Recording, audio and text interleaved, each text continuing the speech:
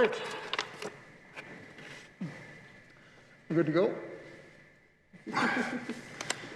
Welcome to the Standing Committee on Intergovernmental Affairs and Justice. I'm Mark Dockery. I'm the chair.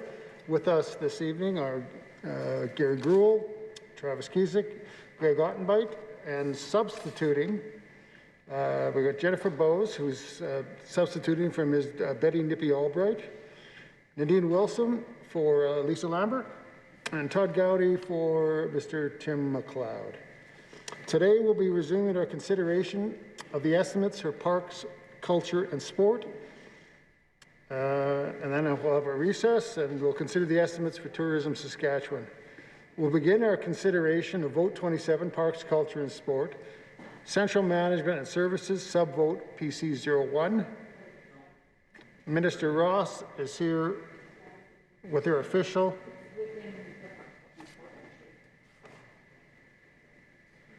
Sorry, Mr. Chair. You're a sub. Minister Ross is here with her official. Minister, please introduce your officials and make your opening comments. Well, thank you very much, Mr. Chairman. I'm pleased to be here today to answer questions related to the estimates for the status of Women Office. First, I would like to start with introductions, followed by some brief remarks. The officials joining me in person today are Mari Petrosky, Executive Director of the Status of Women Office, Carter Zazula, my Chief of Staff. Virtually, we have Twyla McDougall, Deputy Minister of the Ministry of Parks, Culture and Sport, Jackie Demerse Abassi, Director, Status of Women Office, Brooke Lochbaum, Executive Director of Marketing and Communication, and Ty Semenuk, my Communication Ministerial Assistant. Thank you, everyone, for being here today.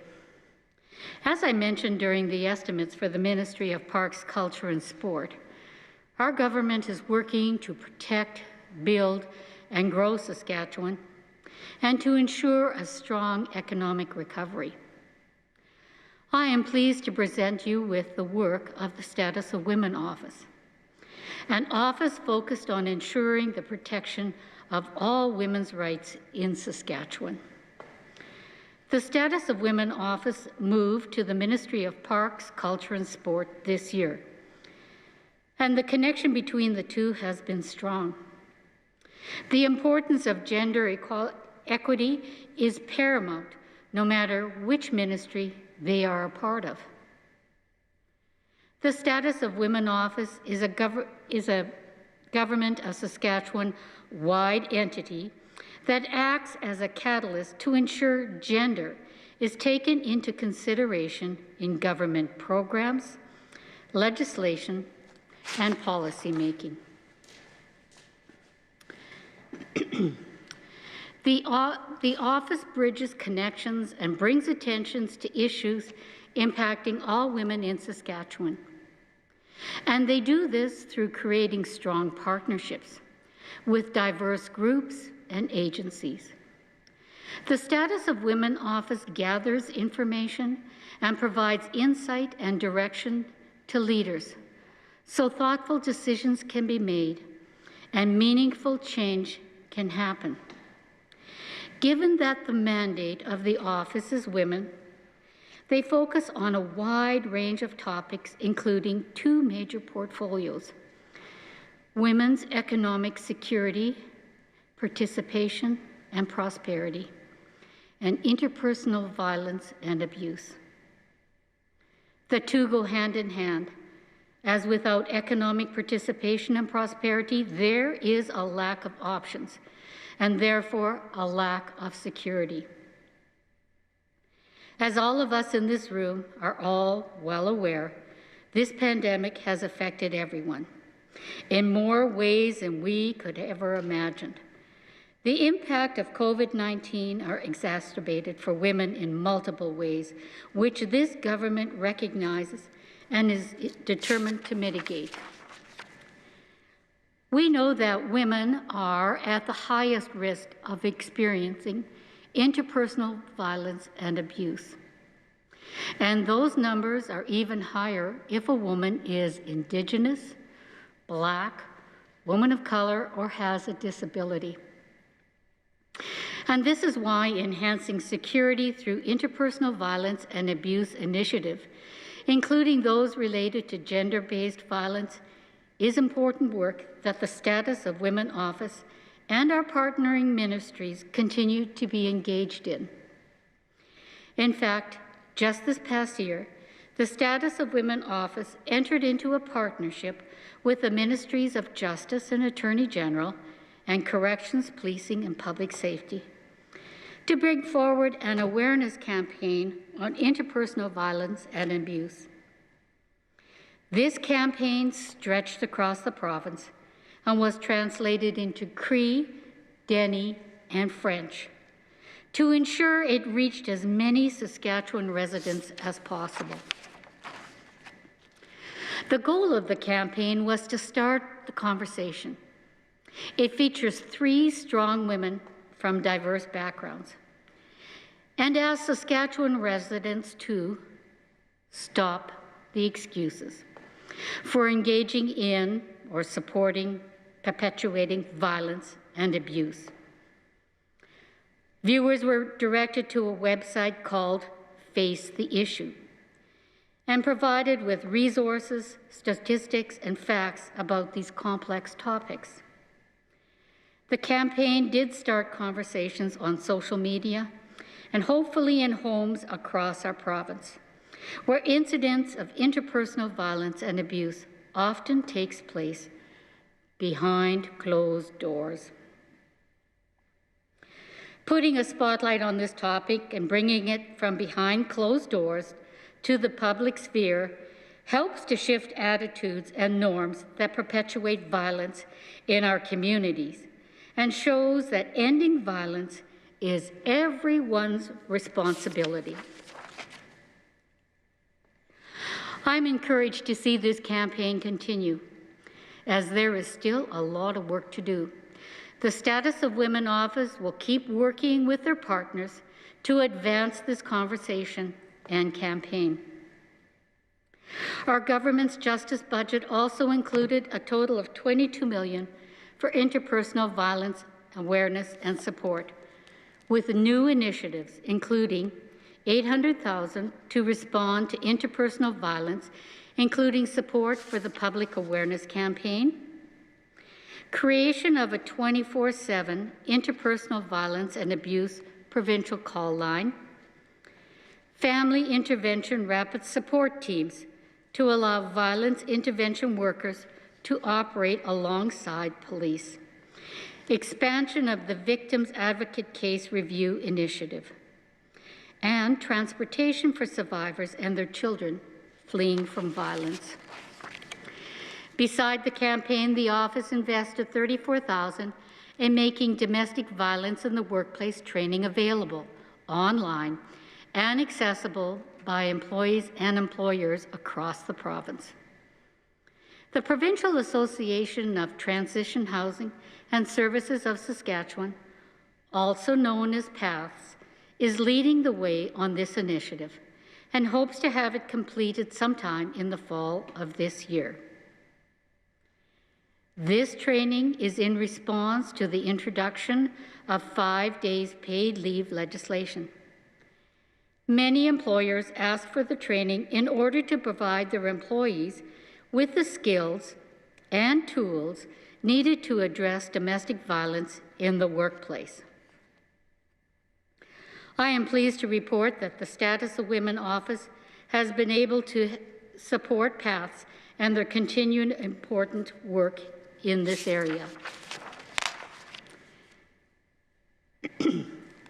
In 2019, the Status of Women Office, along with the Justice and Attorney General and Corrections, Public Safety and Policing, provided funding to the Sexual Assault Services of Saskatchewan to pilot the Victims Advocate Case Review with the Regina Police Service and the Regina Sexual Assault Centre.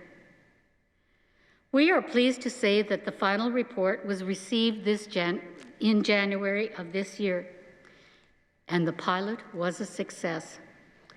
Due to the success, the project will continue to move forward into other locations across Saskatchewan. As previously stated, safety and security is aligned to economic participation.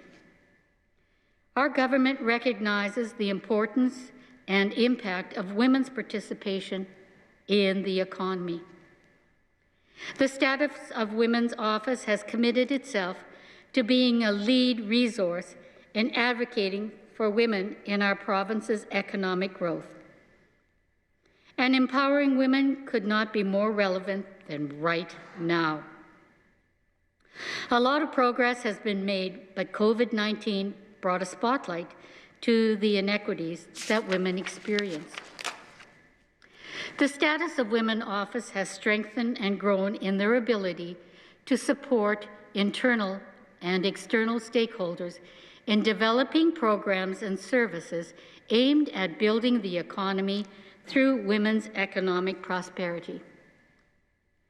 The office has been investing in areas that showcase the important contributions that women make to communities across Saskatchewan and their capacity to grow Saskatchewan's economy. Through research projects and leadership, the office is identifying innovative solutions to advance women's participation in male-dominated sectors, such as the scientific, technological, engineering, and mathematical fields, also known as STEM. Last year, the Status of Women Office invested in a research project focused on identifying barriers for women entering the STEM field. This project aligned with the work that the Status of Women Office did for the federal government and territorial task team that they co-chaired on economic participation and prosperity. This paper was finalized in October and identified that the gaps between all levels of education and employment were contributors to women entering the field.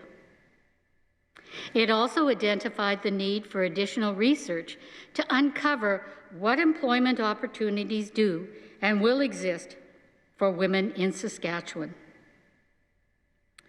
In response to the findings, the Status of Women Office has developed a multi-ministry committee focused on moving this work forward and identifying how we fill the gaps and better align services.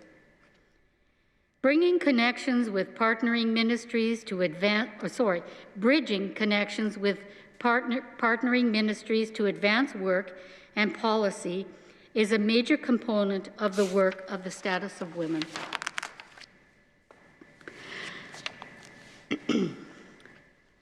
Not only do they co-chair the Interministerial Committee on Interpersonal Violence and Abuse, they also chair an interministerial committee advising women's policy.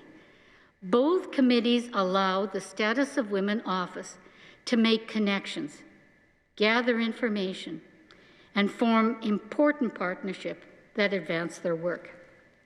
We're also currently working with Innovation Saskatchewan Trade and Export Development and Immigration and Career Training to identify ways of advancing the recommendations of the WESC Advisory Committee paper, a paper resourced by the Status of Women Office and released in July 2020. Partnerships are also how the Status of Women Office identifies what work is of priority for the community. The office has many strong connections. Whether they are working on the Resolve Saskatchewan Advisory Board or attending a Stop to Violence Collective Impact meeting, they are always connected. An important connection the office made a few years ago is with the Aboriginal Friendship Centres of Saskatchewan. The centre is led by two strong Indigenous women who are creating programs and services that are geared towards supporting Indigenous women and children all across Saskatchewan. The Status of Women office has invested $47,000 in their community-led project, Honoring Her Spark, a project aimed at supporting Indigenous women in Saskatchewan by addressing barriers and root causes of issues impacting them. This project aims to create further opportunities for participation in the economy, cultural, and access to traditional knowledge, healing, and learning. The important work of these organizations in leading community discussions around issues impacting women and promoting the growth of women-led businesses not only brings us closer as a community, but also shows the importance of having female leadership. Although the office is providing funding for Honoring Her Spark project, the support goes both ways. And they have guided the office in becoming more knowledgeable about the impacts Indigenous women face in Saskatchewan. Impacts of the pandemic have been felt by all women in Saskatchewan, specifically women who may be experiencing interpersonal violence and abuse. It is reported that we may not know for years. It is reported that we may not know for years to come about the true impact some women have faced until that time. The Status of Women office continues to work with partnering stakeholders to identify any issues that may limit important services provided to women, like emergency shelters and ensuring that their needs are met.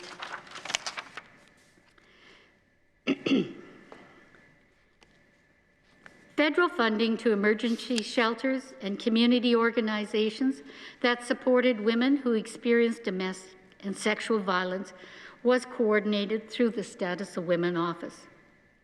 The office gathered agency information and provided the list to Women and Gender Equality Canada to ensure no agency in Saskatchewan was missed. The partnership between our federal, provincial, and territorial counterparts has been a good one. I had the opportunity to engage in my first ministers responsible for the Status of Women in Canada meeting in January. Ended up chairing it as Newfoundland went into a writ period prior to the week of that meeting. Saskatchewan is slated to host this year's meeting in late fall, so it was a good experience for me to gain, and I enjoyed learning about what other provinces and territories are doing to support women across Canada. In closing, the Status of Women office understands the importance of diversity and inclusion, not only in the community, but within the office itself. The office staff have taken part in a number of education and training opportunities to ensure their work reflects the realities and makeup of our province. This includes training such as the blanket exercise, and I don't know if you've ever participated in one. It's very moving. Aboriginal awareness training, and being involved in the promotion of diversity and inclusion in the work they do. The Status of Women office is working hard to promote women and create a province where all women can succeed. This last year has been a challenge for all of us, but especially for women, and we understand that. With that, I will turn it over to the chair, and my officials, we will be happy to answer any questions you may have. Thank you very much. Thank you, Minister. I will now turn it over to Ms. Bowes. The floor is yours. Thank you very much, and thank you to the Minister and her officials. Looking forward to asking some questions and learning more about the Status of Women office and my role as the new critic here. So I'll begin my questions. I did notice in preparing for committee that there's very little information and public reporting on what the Status of Women office does. There's, for example, few reports and deliverables available. So these questions are to establish what the deliverables and activities of the office are. My first question, Minister, I'm curious to know why the decision was made to transfer responsibility for the Status of Women office from the Ministry of Advanced Education to the Ministry of Parks, Culture and Sport. Just curious as to the rationale for the transfer. Well, to be honest, I wasn't in on the discussion of why the transfer was made. But to be honest, it was the perfect transition. And you and I have never met, really. But I have been advocating on behalf of women and girls, probably before you were born, marching in front of the courthouse on behalf of women's rights. So in fact, this is the perfect fit. I probably am the perfect minister for this role. So to move it into within Parks, Culture and Sport, Status of Women, it's a very important aspect within our ministry. Thank you for that. And by no means was questioning your suitability as the minister responsible for Status of Women. Just the fit there within the particular ministry was, I just wondered if there was a reason for it. But yes, I respect that. I'm sure you've been doing many years of work on this front, and certainly meant no offense. And it is the perfect fit for me. And like I said, if there is one person that this position was made for, it's me. I'm not, kind of setting myself up, but I've been a very strong advocate for women and girls. And so to move it within my purview, it's perfect. Well, I'm glad to hear that, and thank you for your important work. Moving to the annual funding, regarding the annual funding for the Status of Women office of $375,000, we see that the funding is flat. And so I'm wondering if the minister or her officials could tell us how is the funding allocated? For example, what proportion of the funding is allocated to salaries, programming, et cetera?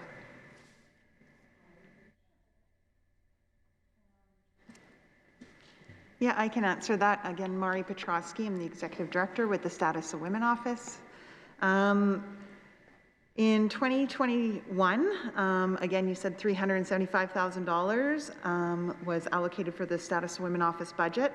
$250,000 was spent on salaries.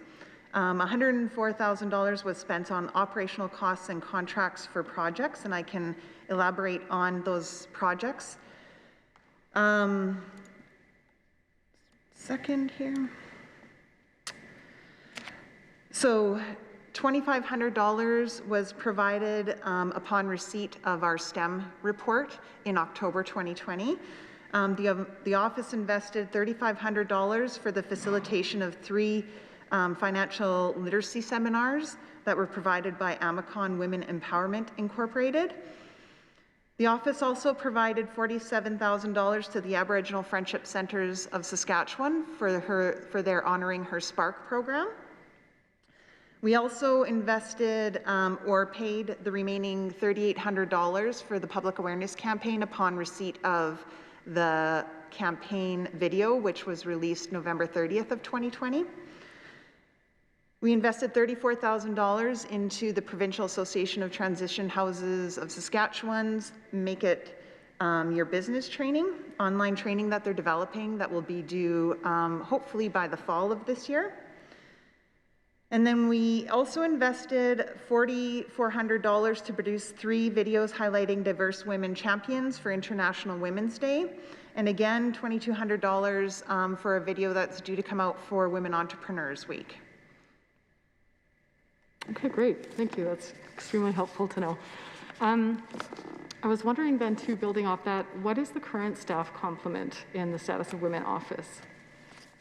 We have two FTEs allocated to our office, an executive director, which is my position, and a director position. Okay, thank you. Sorry, also our students, and then as well, we do have a Johnson Shoyama student often join us in September to the end of April. Great. And I'm wondering, then based on that, is there any capacity in this budget to do further hiring? Is that something that's being considered, or are you looking to maintain the 2 FTE in this office? Maintain those 2 FTEs. Okay. Okay, and then I had a question for the minister.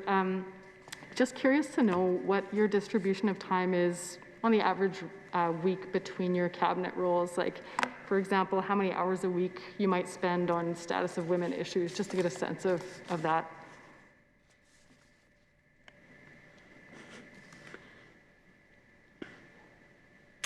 Well, that's a bit of a difficult question to answer because I don't keep a rolling time card on what I spend within each ministry, each aspect of the ministry, because as you know, Parks, Culture and Sport, that's a fairly wide, and then with the status of women. So I think it also depends on what is happening at the time.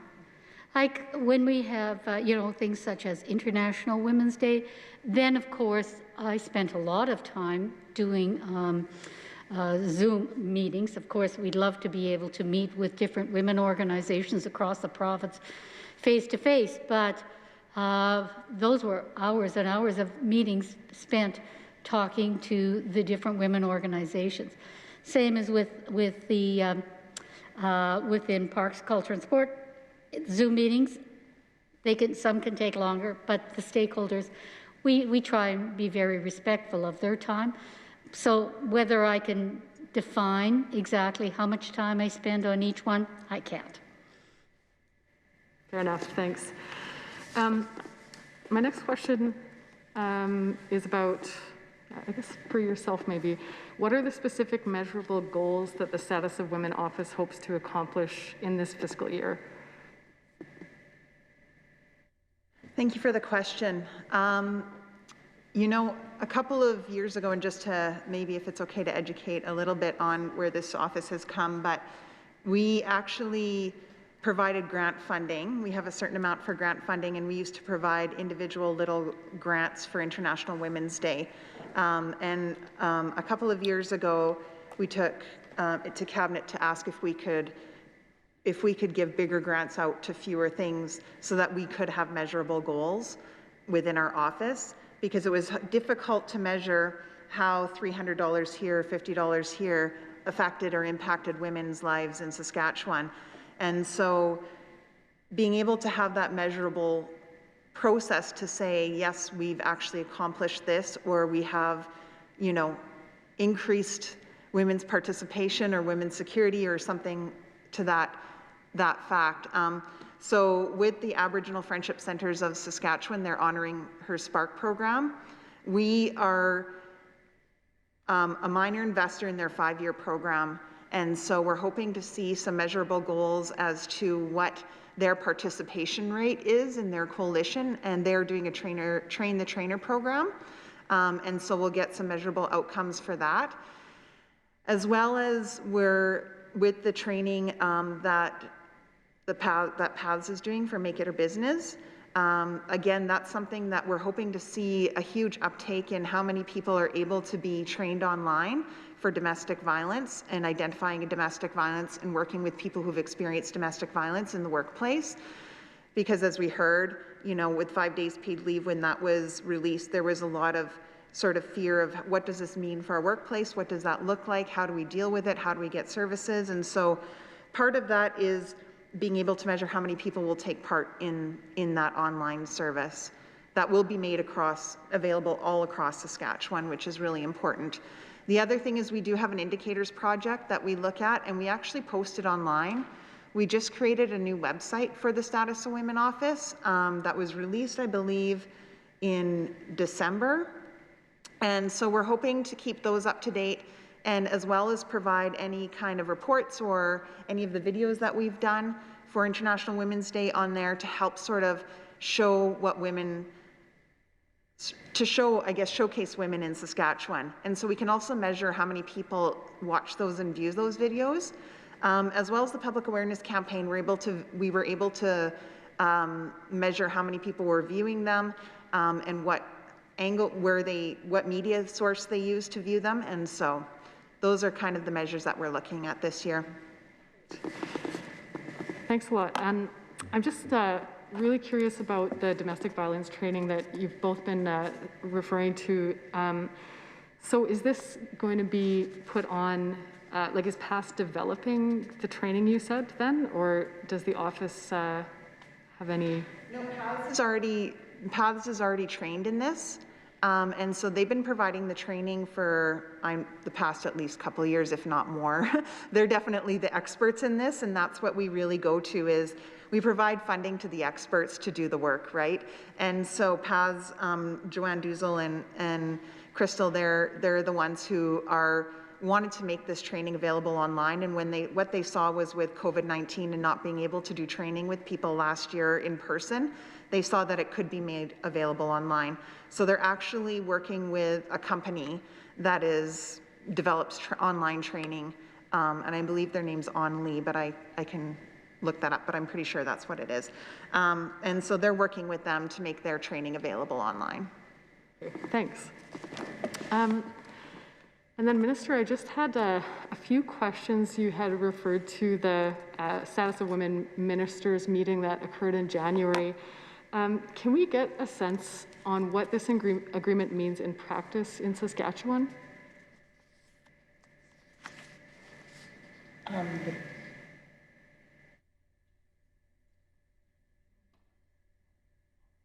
We can, yeah, just 1 second.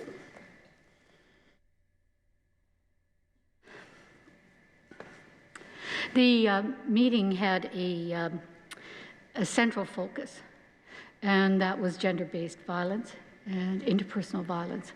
And so it was a real good opportunity to be able to hear what other provinces were doing, what they were experiencing, and how, you know, especially with COVID, I mean, it just changed everything for us. But it was a really good opportunity to be able to put forward some markers on exactly where do we need to go. And there was a strong consensus that enough talking, time to get the job done. I'm curious to know if you had any sort of specific takeaways from other provinces, anything that's being looked at in terms of approaches with domestic violence. Is there anything that stands out to you that the office is, taking a look at and considering? I mean, we're working with all of our FPT members, and especially being the chair on this one, or the co-chair, sorry, of the coming FPT meetings. We are very heavily involved with their gender-based violence national action plan, and people are being asked to bring forward best practice approaches that they have done in their communities, and so we'll have a better sense towards the middle of this year, hopefully, of what that looks like. But with the Gender-Based Violence National Action Plan, they're actually just building out the pillars right now. And they did put some funding in the federal government towards building this national action plan right now. So there's nothing that has been, no actions have been agreed to yet. They've talked a lot about public awareness, which is already what we're working on here in Saskatchewan. I would say one of the best practices that has come forward that other jurisdictions are looking at is Clare's Law, which we have done here in Saskatchewan. And so actually Alberta's looking at that as well.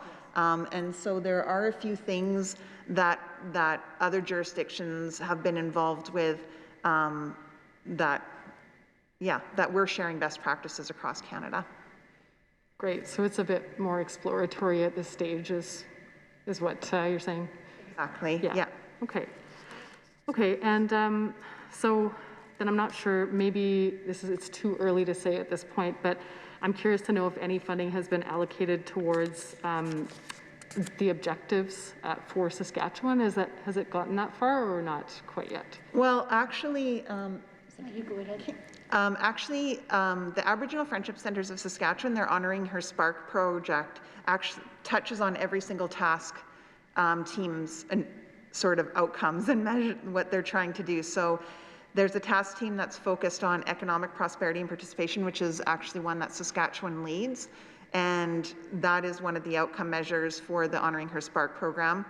There's a GBA, a Gender-Based Analysis Plus task team, and Aboriginal Friendship Centres is using that analysis tool to look at their policies and practice, not just with themselves, but other jurisdictions. It is based on gender-based violence, their project, which is one of the task teams, as well as leadership, which is working with a coalition of women. So we are actually looking at that and moving forward, as well as the Make It Our Business training, online training, which is a huge component of gender-based violence, because as we know, a lot of women who are experiencing gender-based or domestic violence, and probably gender-based in some areas, would rather just leave their job and go somewhere else than have to deal with exposing what they're going through to their bosses or to others. It's just easier. And so having this training will impact a lot more than just having the online training, right? So it speaks to the gender-based violence part of it as well. And just one more question about the training. Is this training intended specifically or exclusively for employers, or is it? Employees, right. Sorry. Yeah. So it's meant as far as whoever wants to take it is welcome to at the end of the day. Great. With a cost. Right. Okay. Okay. Moving on a little bit. It had been mentioned that federal funding for shelters was coordinated by the Status of Women Office. So I just, getting into that a bit more, I'm wondering what work is being undertaken by the Status of Women Office to address the fact that Saskatchewan has the highest rates of domestic violence in Canada. I mean, I know that's quite a broad question. You've touched on a few different things, but I guess specifically I'm wondering, is the development of a provincial action plan to address violence against women being considered by the office, like similar to plans that have been developed in Ontario and BC? Specifically, well, we released in 2019 the interpersonal violence and abuse response paper to the Domestic Violence Death Review. And in that we made a number of We attached it to a number of different pillars and looked at a number of different actions that we were taking and what our goal was to move forward. And we really used that paper as a guide to continue moving forward with the actions that we have invested in over the last years. And we did actually invest after that paper, or close after that paper, was in the Philadelphia model, or the VAC, the Victim Advocate Case Review, which is just wound up. In that pilot project, and as well again in Aboriginal Friendship Centres of Saskatchewan and the Paths. And we've done a number of different things to work with. I'm also on the Stops to Violence Advisory Committee for their Collective Impact Committee. And so there's a number of things that we're working with our community partners, but also with our ministry partners. Shelters falls under, as you know, the Ministry of Justice, Attorney General and Corrections and Policing, under their community safety well-being area. And so we work really closely with them, and did work very closely with them during COVID. We had calls with them as well as social services to ensure that everybody who needed a house, who was seeking emergency shelter, any women, received that. So. Thanks. From what I have been told, approximately 3,000 women were turned away from YWC Regina last year alone due to lack of beds. And from also, additionally what I've been told, YWCA Saskatoon has reported that they're forced to turn away 150 to 200 women per month due to lack of beds. I'm also aware that there have been no meaningful increases to funding for shelters over the last decade. And my understanding is that the provincial government has not provided any additional emergency funding to shelters throughout the pandemic. So I guess based on that, I would like to know a bit more specifically what work the Status of Women Office has undertaken with other ministries on this front.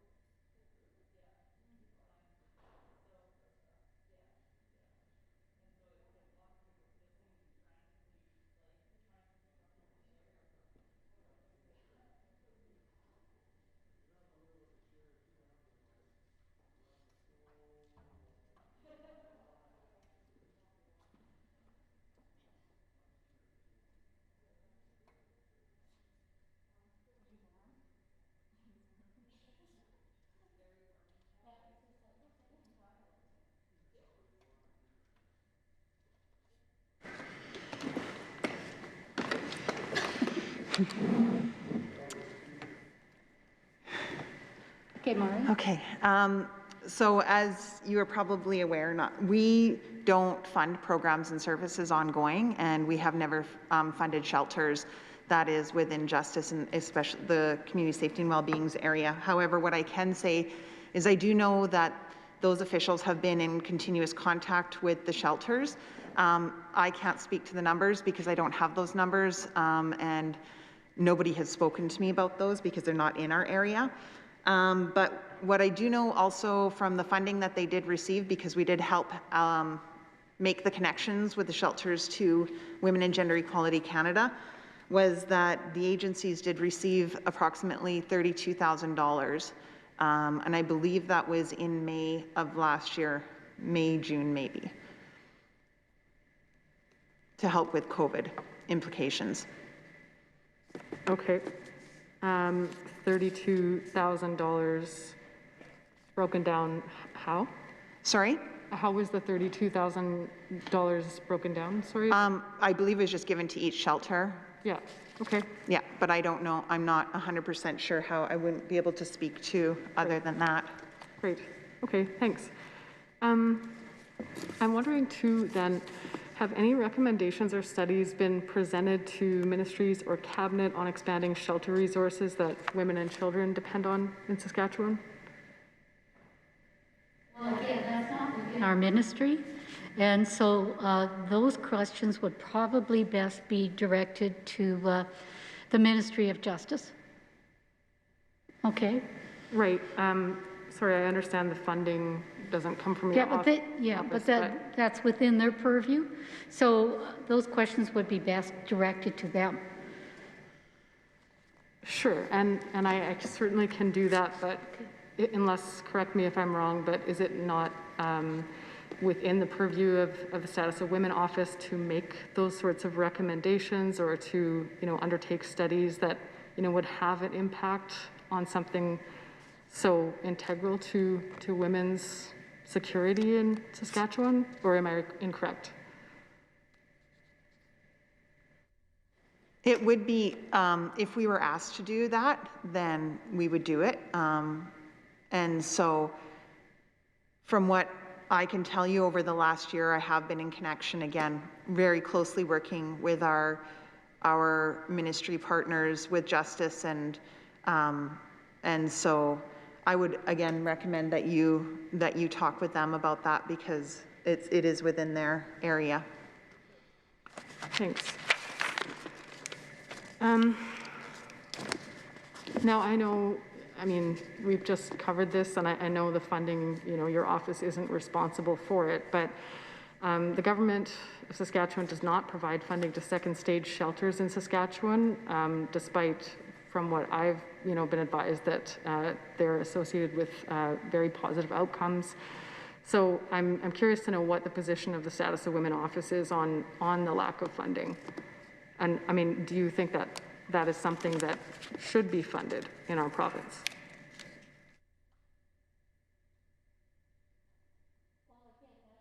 Excuse me. There again, as we have stated before, shelters, that is within the Ministry of Justice. So second stage housing would be best discussed with Minister Wyant to have that, I'm not sure if you've had an opportunity to have him in committee, but that would probably be a very good opportunity for you to be able to have that discussion with him, because that is not within our within the Status of Women office. Yeah, no, I appreciate that. I understand that funding is not within your purview, but you did say one of the core focuses is interpersonal violence, and this does fall squarely within that. So I won't go any further with that, but I guess I'd like to bring that to your attention. That's what I'm hearing from shelters across Saskatchewan, is that this is something that's very much needed. We're, I think, one of a few provinces that do not provide funding, and it's something that is being called for by advocates across the province. Well, thank you very much. for bringing it to our attention. And to be honest, that's what your job is as the critic, to ensure that you're out there collecting that kind of information, talking to women organizations, finding out, where needs are met or not being met. So thank you very much for doing that. Yes, for sure. Another question I have related to domestic violence, and it's sort of, it'll build off something that was mentioned earlier about funding from the Status of Women Office for transportation for survivors. I'm wondering what has been done to make up for the loss of STC in terms of ensuring women fleeing domestic violence have a safe way to do so and don't have to resort to unsafe methods such as hitchhiking, which, again, just to mention, this is something that is a recurring theme when I talk to women's organizations across the province, is that especially since the loss of STC, that's left a real gap for women, especially in rural and remote areas where they're often, without an option to get out of the situation, physically escape the situation that they're in. So, if you can comment on that and just elaborate a bit on the funding for transportation of survivors, that would be great.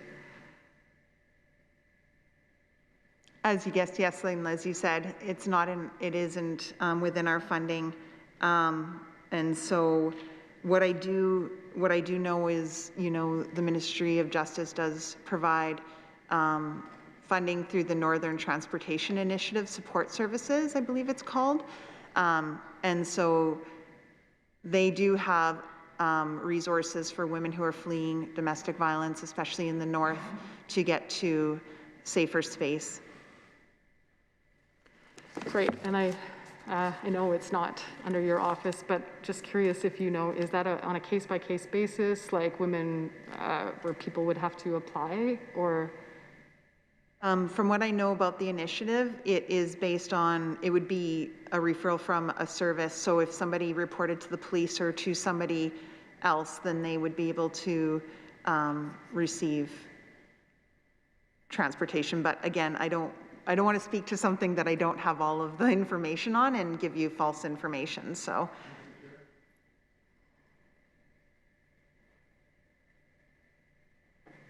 Go ahead, Mr. Ottenberg. Mr. Chair, I just point out, although these subjects are all very important to a lot of different people throughout the province and the different ministries, they aren't the purview of the minister. And although her opinion is very important, they don't really pertain to the budget or to the estimates that we're discussing tonight. So I just ask the member to stay on subject with the pertinent information that pertains to the minister's portfolio. Thank you, Member Ottenbright. And I'll just remind Ms. Bowles just to we're here for estimates, so as best you can, stay on the estimates. Thank you. Thank you, Mr. Chair. I'll try my best, but as I mentioned, there was not a lot of public-facing information out there for me to base my line of questioning on, so I will do my best, and thank you for that. Within the Status of Women Office, has a plan been developed to ensure that the government's pandemic recovery will address the disproportionate impact that COVID has had on women? Will there be recommendations, for instance, to different ministries on how the government could best navigate the pandemic recovery for women?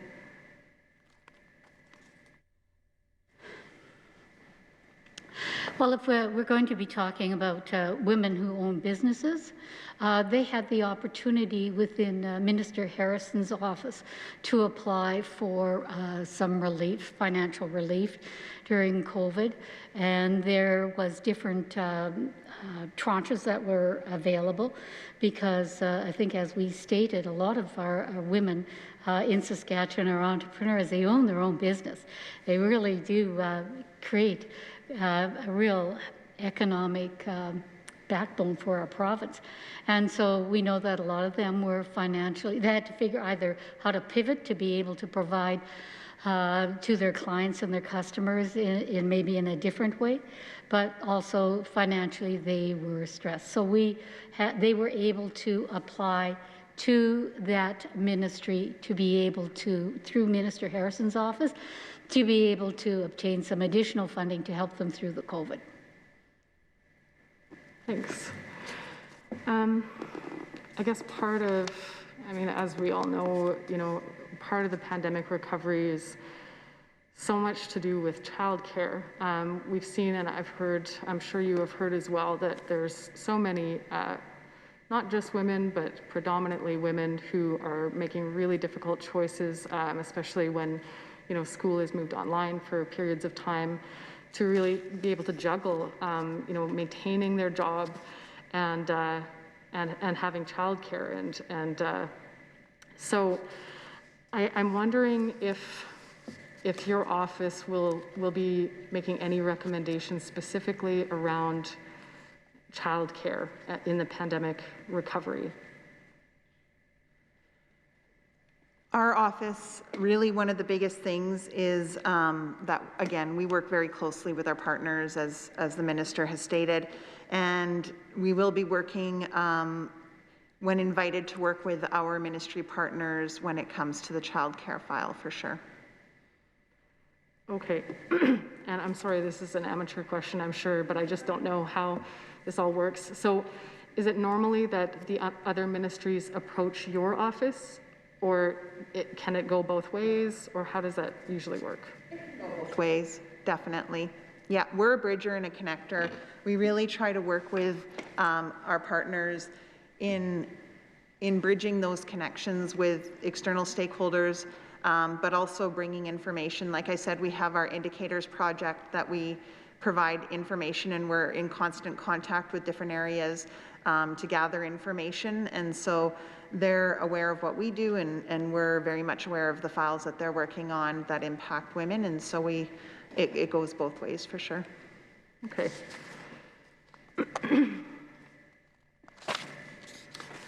I'm wondering what actions or recommendations have been made from the Status of Women Office to address the 231 steps outlined in the MMI-WG final report. Just curious to know if there's been any engagement with government relations, justice, corrections, health, social services by your office.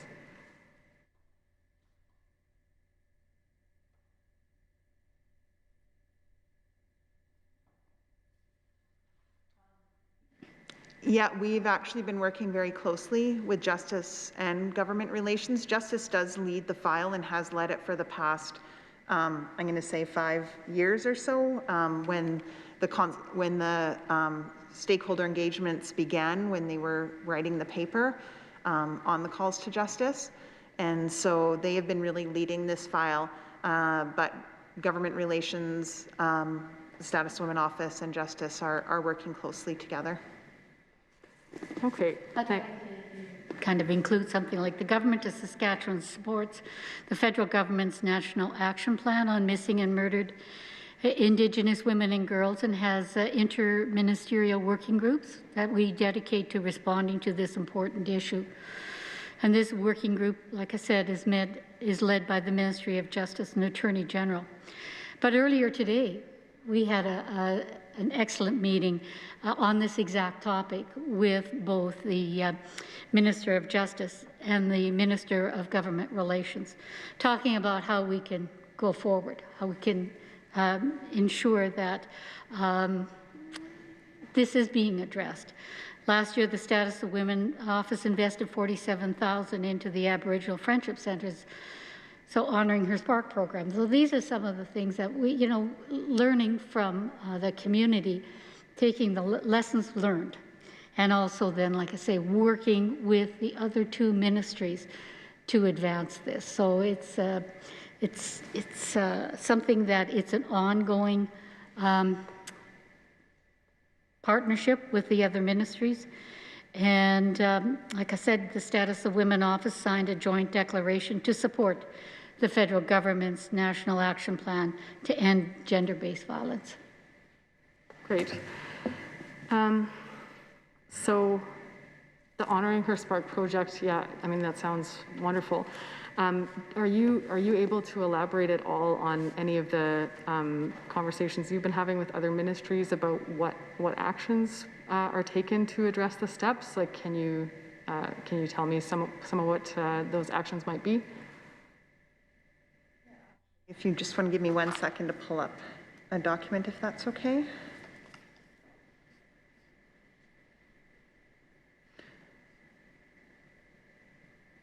You always think you put everything and make it easy to find, and then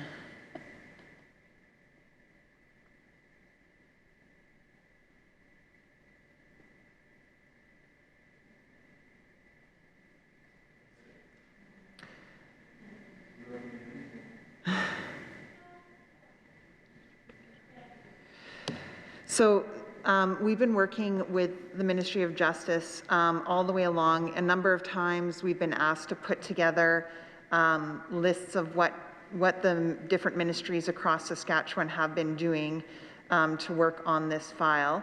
And so the public awareness campaign is also one of those ones that addresses one of the actions, right, in public awareness and education. As well as looking at things like Clare's Law, like the 5 days paid leave, like the victim advocate case review. Those are all things as well that look at the actions, because they look at the safety of women, as well as look at address some of the issues that impact the safety of women in Saskatchewan. You know, and as well, Health expanded this sexual assault nurse examiner's course as well, and they continue to look to do so, or provided funding to do so last year. And so those are important features because, of course, people in the north had to travel quite far distances to get services, and they're looking at how they better support victims of sexual assault in different ways like that. So. Okay, thank you. Moving on to include in here, when this is all said and done, COVID, and you have an opportunity, it would be a good opportunity for you to be able to speak to some of the SANE nurses, because they, like I know couple of years ago, I had an opportunity to tour the improvements in the emergency at the Pasqua. And they had designed and dedicated a room for women who had been people, right? Individuals who had been sexually assaulted. As before, it was just curtains, right? So they finally, designed a room that would allow this, the nurse, the SANE nurse, to be able to go in there and do the examination in a very respectful way, but also to ensure that the findings were not contaminated. So it was really, it was very enlightening and very, but like I say, very disturbing when you realize that at that point we knew we needed to hire more nurses and train more nurses in this. So I feel really pleased that in this budget we did put more money in.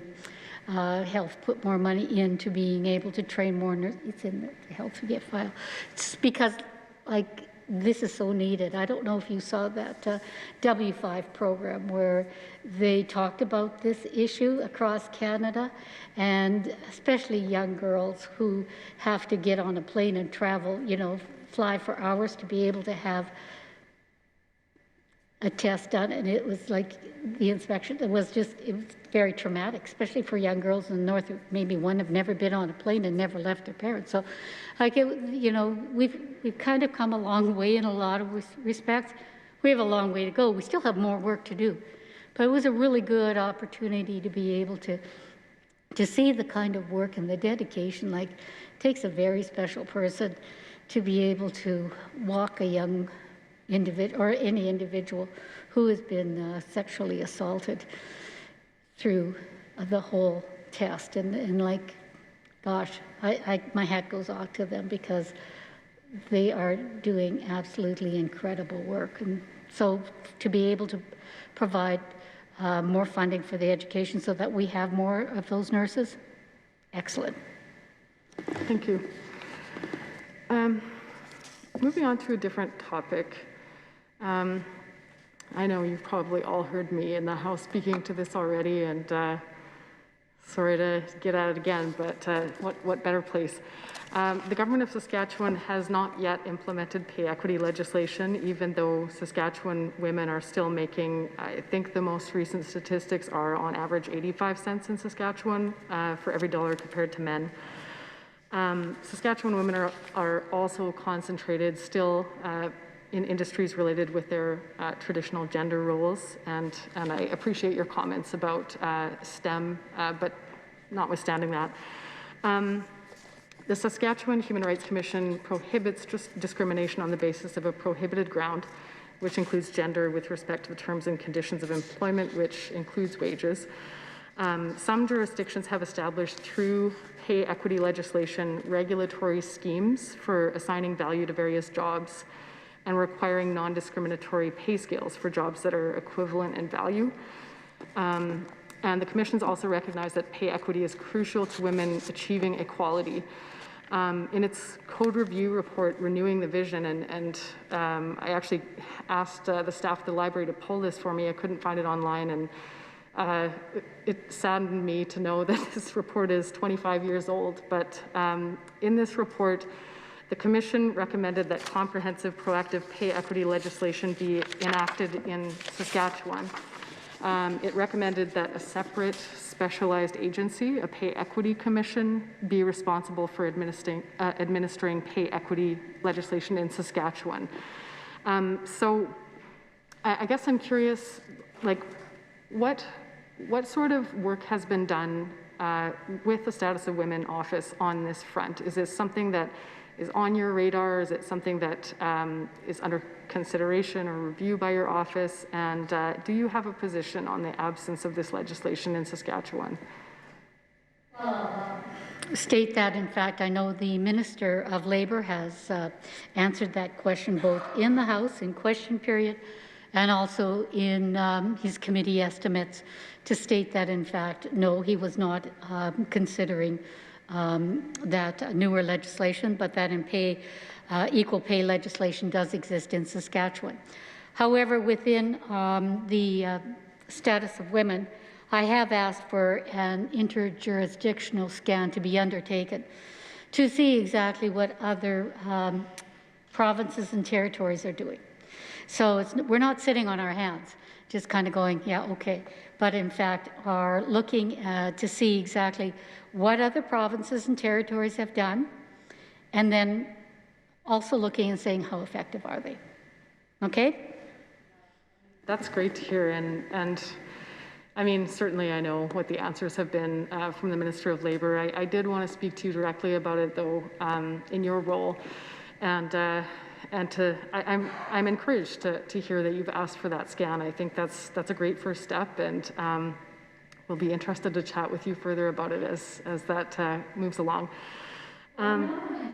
Right through it to say, yep, job done, because we want to do an in-depth look to see exactly what have they done. Or did they just, you know, like you say, put lipstick on a pig? You know, we want to know exactly what have they done, what are the outcomes, and lessons learned, right? So that's what I've asked the Status of Women office to undertake, so that any decisions that are made on facts, not fiction. That's prudent, and thank you for letting me know that.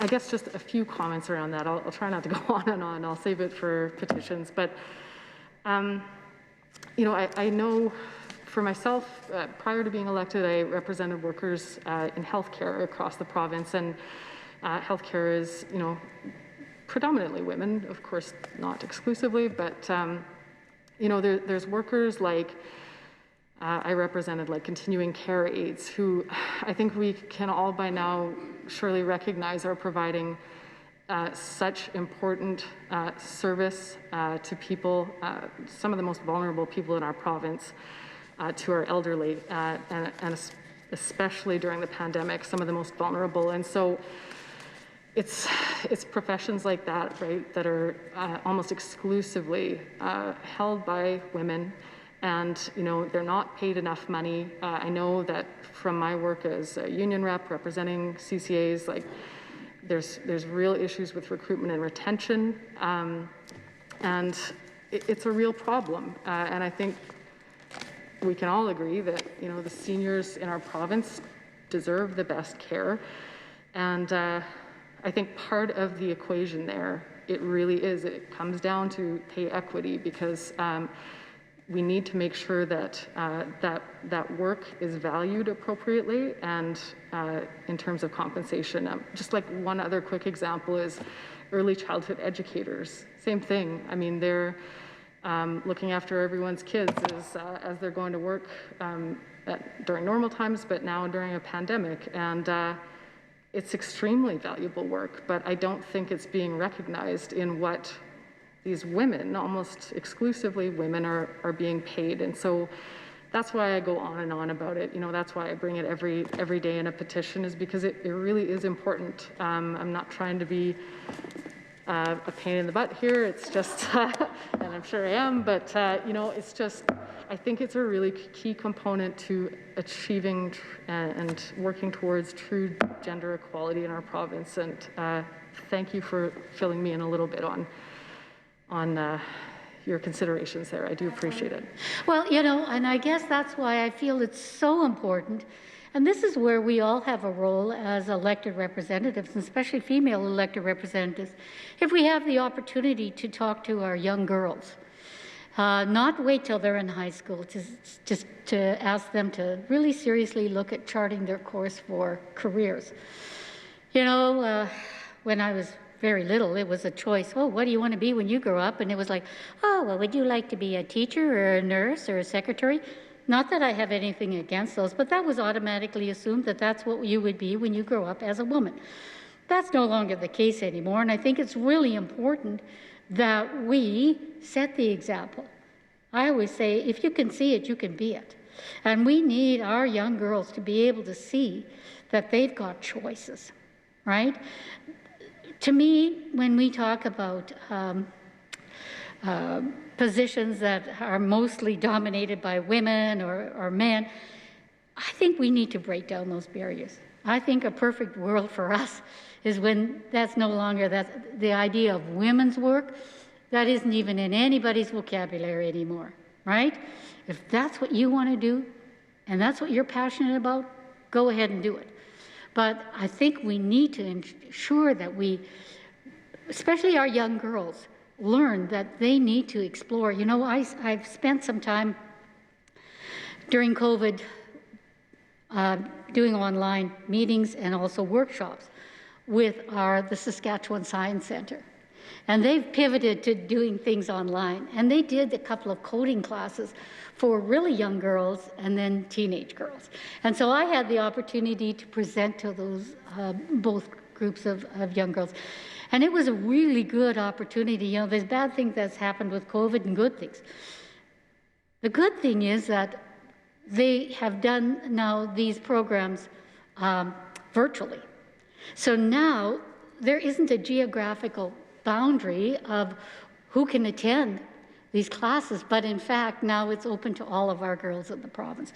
And so it was a really good opportunity for them to experience and look at new, charting their course for their professions.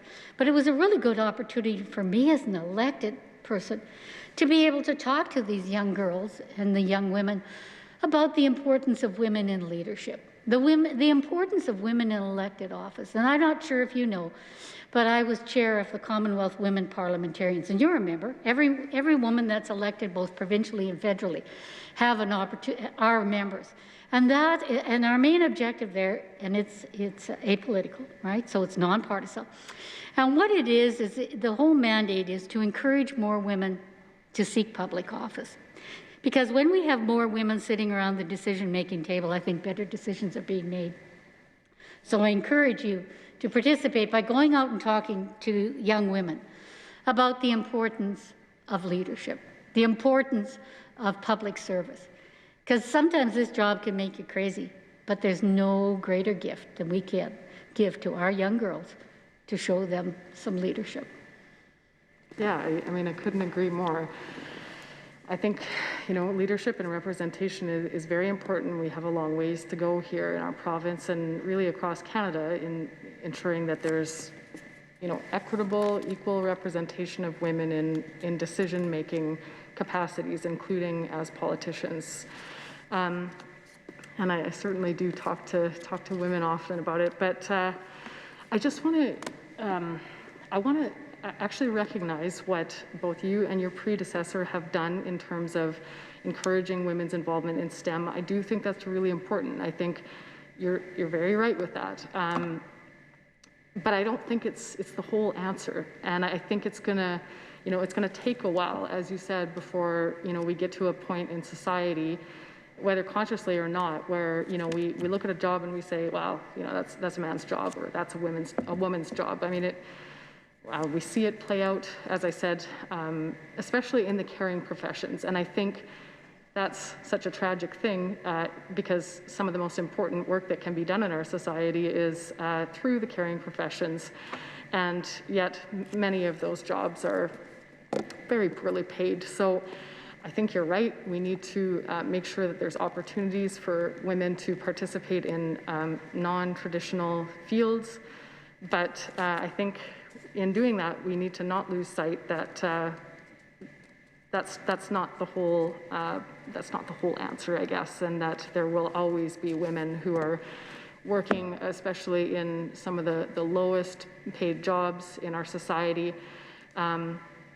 And we need to make sure that the work that they do is valued equally compared to some of the traditional male jobs, like, say, a trucker versus a continuing care aide. I mean, all workers are important, all work is important, but I think that analysis and that kind of ongoing analysis through something like a pay equity commission would really help and dovetail well with some of the initiatives that your government has undertaken. So, for the scan to be undertaken, and Mari's is going to ensure that this is comprehensive, so that then good decisions can be made. Great, thank you. So we've talked a little bit about this, but a bit more specifically, and on a different topic, what work is being undertaken by the Status of Women Office to address the fact that Saskatchewan has among the highest rates of sexual assault in Canada? You had referenced earlier the Philadelphia model and the pilot project that has been undertaken in part by your office, I believe since 2019 is when it started. And I noticed, just from what I was able to find around this project, it was intended to be a 17-month project. And you said the report has been received just in January. Is that report publicly available? Is it? No. Okay. And then you'd mentioned too the pilot was a success and that it's going to be continued in other areas in Saskatchewan. And I was just curious to know where it will be extended to outside of Regina, if that's been decided, or? Yeah, so that will fall under justice again, and they can provide information if they've made a decision in that area as to where it will be expanded. But I can talk about some of the success that we did see with this one, and I don't think that Chief Bray or Lisa Miller, who is the Regina Sexual Assault Center's Executive Director, would mind me sharing some of the information. But really, they started the pilot, even though it was supposed to start in May, there was some privacy things that they had to work out within the legislation to allow for the Regina Sexual Assault Centre to come in and review files. So it actually started in September, reviewing the case files. And they reviewed over 200 files, I believe. I don't have the exact number in my head right now, but they reviewed over 200 files and provided recommendations to the Regina Police Service. And really what they found was that relationship, number one, between the Regina Police Service and the Regina Sexual Assault was a really positive one in being able to allow an outside agency of experts to come in and review files, which can be quite intimidating for anybody who allows somebody just to come in and have access to all of your stuff, right? But what they did, you know, I know that Chief Bray has already implemented some of the recommendations that were made, including with regards to some processes, some investigating processes, some training, and how they keep forensic data, I believe. But they did, yeah. But they found both agencies found that it was a success for them. Great. Are any of those recommendations publicly available? We will be doing a summary of those recommendations, and so we have spoken to them, and so they will be making them available as the Regina Police Service sees fit, as it is there. It does affect them. Yeah. Yeah, I'll look forward to hearing more about that.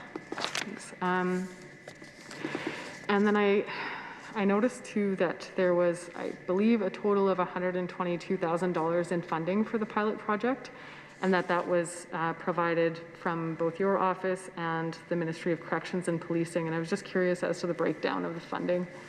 We provided them $47,000.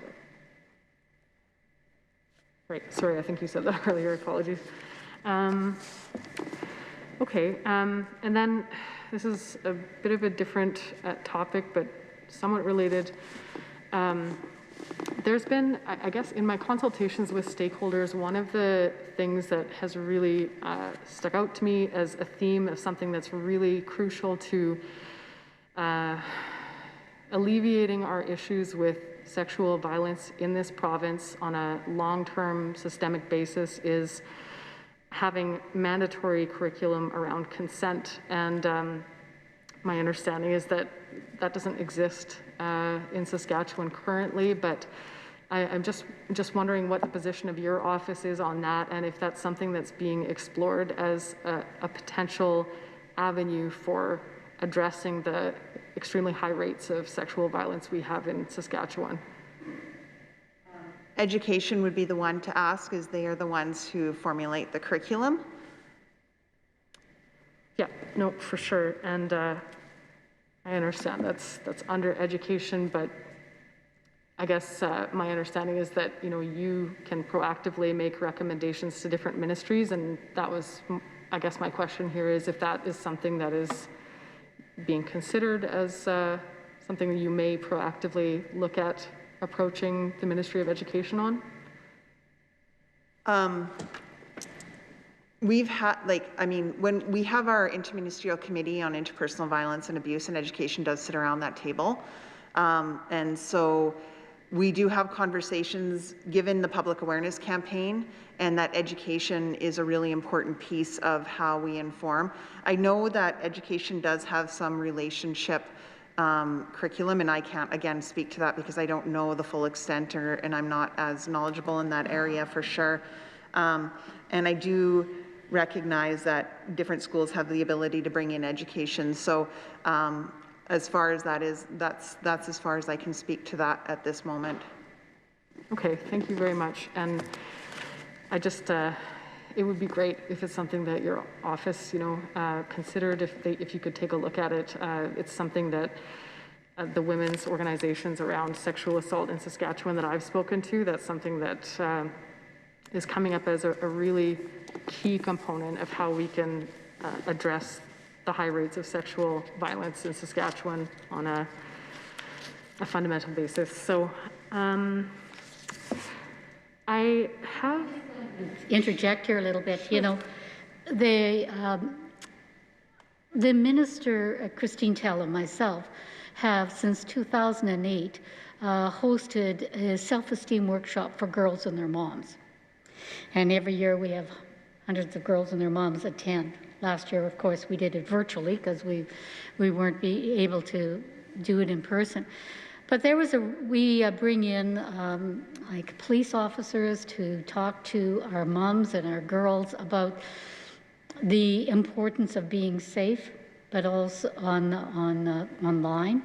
We also talk and have people talk to them about the importance of being comfortable with yourself, not allowing yourself to be bullied or maybe put into a situation where in fact you are then very vulnerable to sexual assault. And it's absolutely, it's probably one of the most rewarding things that I've had the opportunity to do, because it also, it educates not just the girls, but their moms, to ensure that they respect themselves, that they have, they develop a strong self-esteem, which then helps immensely with not allowing themselves to be put into a situation where you are very susceptible. I will also say, if it's okay for me to add one more thing, is the public awareness campaign is really focused on changing behavior, sort of changing the behavior and the culture around interpersonal violence. And we look at it as sexual assault, domestic violence, and gender-based violence are the three major ones. And so some of that is because some of the complexity around it is huge, right? And in different areas, and you're looking at geographical differences as well in Saskatchewan and what people are dealing with across Saskatchewan, but in the complexity of that.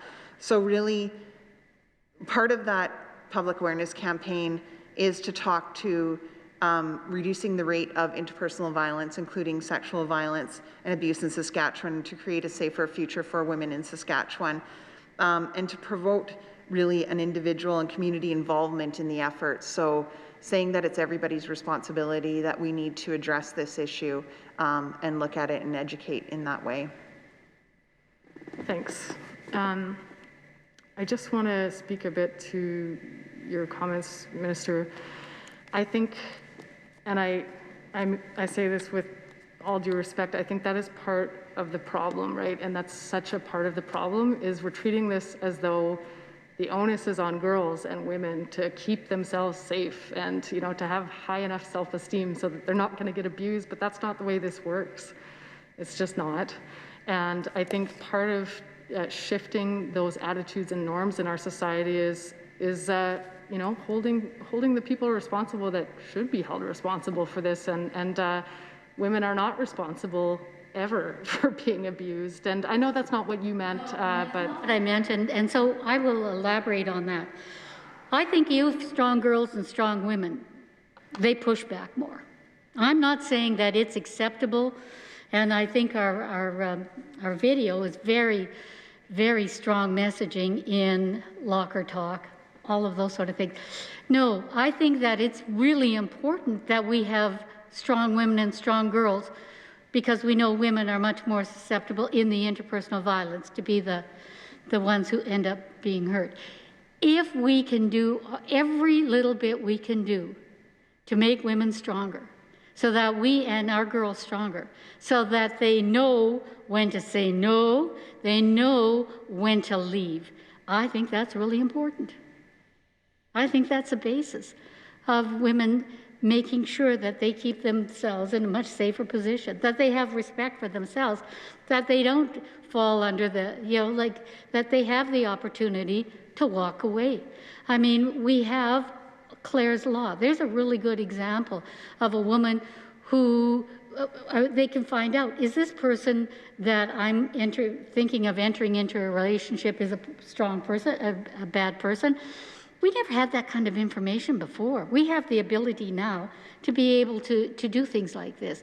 We have the, you know, for women fleeing horrible situations, they can now break their lease. That was really big, because a lot of times women would say, well, you know what, I have to stay here. No, you don't. And those are the kind of things are they big steps? No, but they're all these steps that we need to take to make sure that we're moving in the right direction. Mm-hmm. I mean, don't get me wrong. I mean, I think things like Clare's Law are crucial.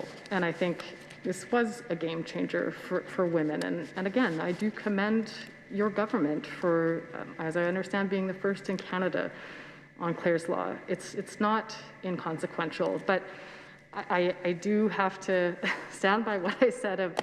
I really do hope that the focus will not be on making sure that girls and women respect themselves and know when to walk away and know when to say no, because that's just not the reality of what's happening here. It's just not. I'm sorry, like if you're in the middle of being sexually assaulted, I'm gonna assume 9 times out of 10 you don't have the option of just walking away, right? So I guess what I'm saying and what I'm getting at with, talking about curriculum around consent is changing the attitudes and norms in our society where it's not acceptable for men to abuse women. That's where we need to be putting the focus. And, I'm not saying some of these other things, teaching girls and women to be strong and stand up for themselves. Of course, it's great, but the responsibility is not on women to fix this problem. And I know you didn't say that, but I don't want to be confrontational, but I'm just saying that these things go hand in hand. They do. Well, does that mean that any strong woman wouldn't end up being in a bad situation? Absolutely not. That's not what I said. I think moving on, I have been speaking to a number of women's groups and providers, healthcare providers across the province about access to abortion in Saskatchewan. And again, one of the themes I just wanted to bring up was I'm hearing over and over again that especially in rural and remote areas, that's where there's a particular struggle in access. And I know even in Saskatoon and Regina, there are differing policies around, a woman's ability to access abortion and at which stage. And so I'm curious to know just if your office has looked at this issue at all, or if it's something that is under consideration. Again, I know it's it falls under health, but of course it is an issue, reproductive health generally, that is crucial for women, and I wanted to know your thoughts on that. As you stated in your answer, this is within the Ministry of Health.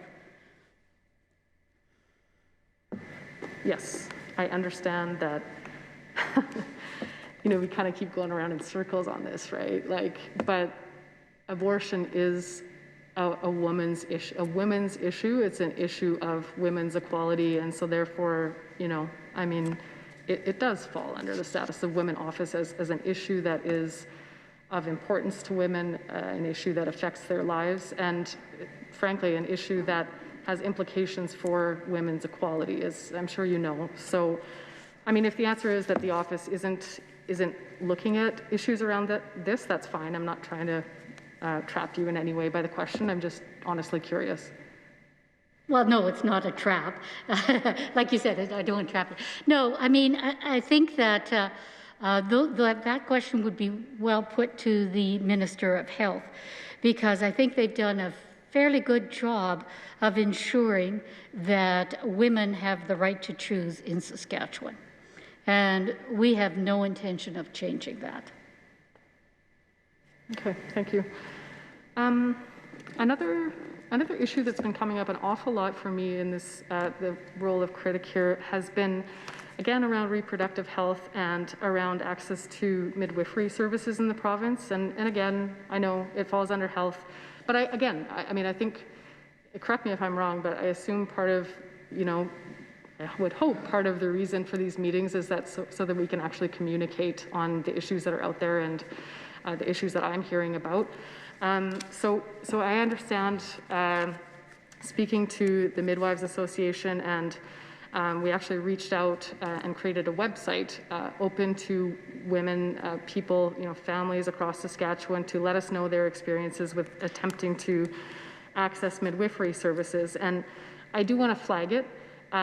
Again, I don't need a hard answer from you around that, but it's something that I want to bring to your attention because my understanding is not only is it an option that many women and families would like to have in this province, but it's also extremely cost effective. And certainly I can bring it up with the Minister of Health at a later date as well, but it would seem to me that there's just really no downside to expanding midwifery services in the province. And so I just want to flag that for you. I'm sure it'll come up again, but part of that is the funding of a midwifery education program in Saskatchewan, and especially in terms of the ability to recruit and retain midwives, which I understand there's been some difficulty with in Saskatchewan. But it really does come down to a woman having the right to choose the services that she would like to have for giving birth to her children. There's implications in terms of continuity of care that are really important to women in our province, and I just wanted to bring that one to your attention. If you did have something to add to that, I'd be happy to. No, I don't have anything to add to that, and I don't want to just say, okay, well, there you go, you have to talk to the Minister of Health. However, thank you very much for bringing it to our attention. Okay, I think I'm going to get a bit more on topic here, hopefully, for what you would like me to be asking. So, looking specifically at some of the documents I did have available to me, the Status of Women Office mandate states that the office acts as a catalyst within government to raise awareness of issues affecting women to ensure gender considerations are integrated into government policymaking, legislation, and program development. I'm wondering if you would please provide the committee with an overview of the awareness-raising initiatives the office has undertaken. And I certainly know with interpersonal violence, and you listed, I think you quickly listed a few others earlier on, but. Well, I guess the WESC Advisory Committee would be another example, because that paper was released in June of, or at the end of July, sorry, of 2020. Yeah. And right now, ICT, Trade, Export and Development, I guess Immigration, Career Training, sorry, I shouldn't use acronyms, and Innovation Saskatchewan and the Status of Women Office are working together to look at those recommendations, which is a really great thing. We've also, again, worked with, like I said, again, with government relations and justice on the missing and murdered Indigenous women and girls file. Through our ICAP, which is the Interministerial Committee Advancing Women's Policy, it's kind of a big one. We talk to our ministry partners. It's made up of policy advisors, directors, and executive directors from all across Saskatchewan. And what we do is we talk to them about not only what the office is working on, but hear from them what they're seeing in their different areas. I was invited to a conversation at Ministry of Highways recently to talk about some of the impacts of gender within their area. And so we do quite a bit of talking with our ministry partners as well as stakeholders, but mostly when we're talking about obviously being a catalyst to bring things forward, that is how we do that work. Thanks. And then within the same document, the goals are outlined of your office. And the goals are listed as increasing women's economic prosperity and eliminating interpersonal violence and abuse in Saskatchewan. I guess my first question is, are there goals outside of these two? I mean, I understand these are the two main focuses, but can you maybe explain why those two were selected as the main focuses, and if there are others that your office focuses on additionally? Well, as you can imagine, women integrate into every single area of life, right? And so ensuring that we can have actual measurable outcomes you have to be able to focus in some areas to have some specific goals so you can achieve and attain them. And so covering off women's economic prosperity and participation, that covers a number of different areas, which can include entrepreneurship, which can include women in the economy, which can include, you know, the gender pay gap and different areas like that, right? And leadership, if I didn't say that. And then looking at interpersonal violence and abuse, that covers off, you know, missing and murdered Indigenous women and girls file, the gender-based violence section, and sexual assault and domestic violence and all of those areas. So within themselves, those are just sort of the overarching titles, but they're kind of the umbrella titles for larger portfolios and outcomes. We obviously have a number of different things that come our way here and there, but those are the ones that we identify as where we want to produce some measurable outcomes so that we can be accountable to the people of Saskatchewan. Okay. Great. So just one topic that you touched on, the gender pay gap. What work has been done by your office around the gender pay gap specifically? Well, I would say that would be specific to looking at the advisory committee report is one of them. Obviously, looking at scaling up women entrepreneurs is one of those things that we're looking at. Okay, and anything else on that specific topic, or is it mainly focused around entrepreneurship? It's mainly focused right now on entrepreneurship. The Aboriginal Friendship Centres of Saskatchewan, they identify one of their outcomes as women's economic participation, and so that would be one of it too. Okay, great. And I know you've already addressed some of these, but are there any other initiatives that are being undertaken by your office to address domestic violence rates in Saskatchewan, aside from what's been covered, or you've gone over them? Okay, great. Okay, so moving on in the same document, the strategy of the Status of Women office includes identifying and addressing gender equality gaps.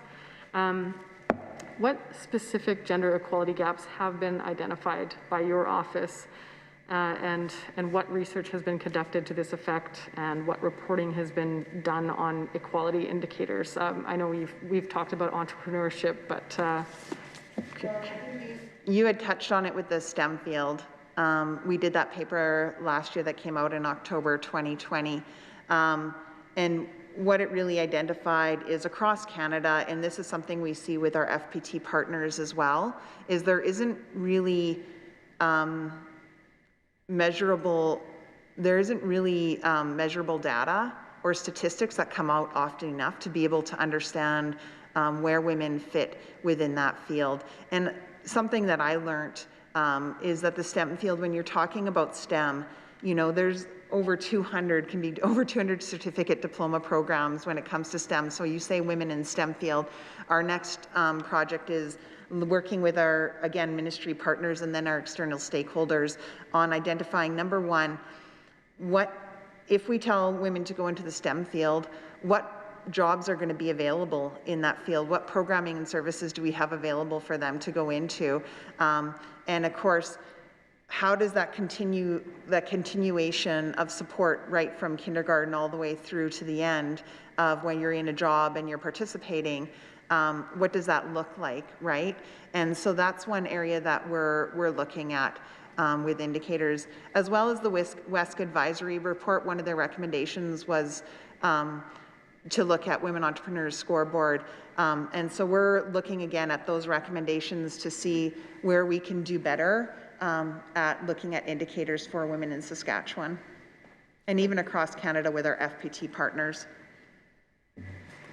Thanks. And then from the same document, it has performance measures for women's economic prosperity listed as including the employment rate of Saskatchewan women, the average weekly earnings of Saskatchewan women, and the employment rate of Saskatchewan Indigenous women. And We heard Minister Morgan speak to this a little bit today in the House, but I was wondering if you could, yourself, if you could speak to me a bit more about those numbers and give me a bit more background there.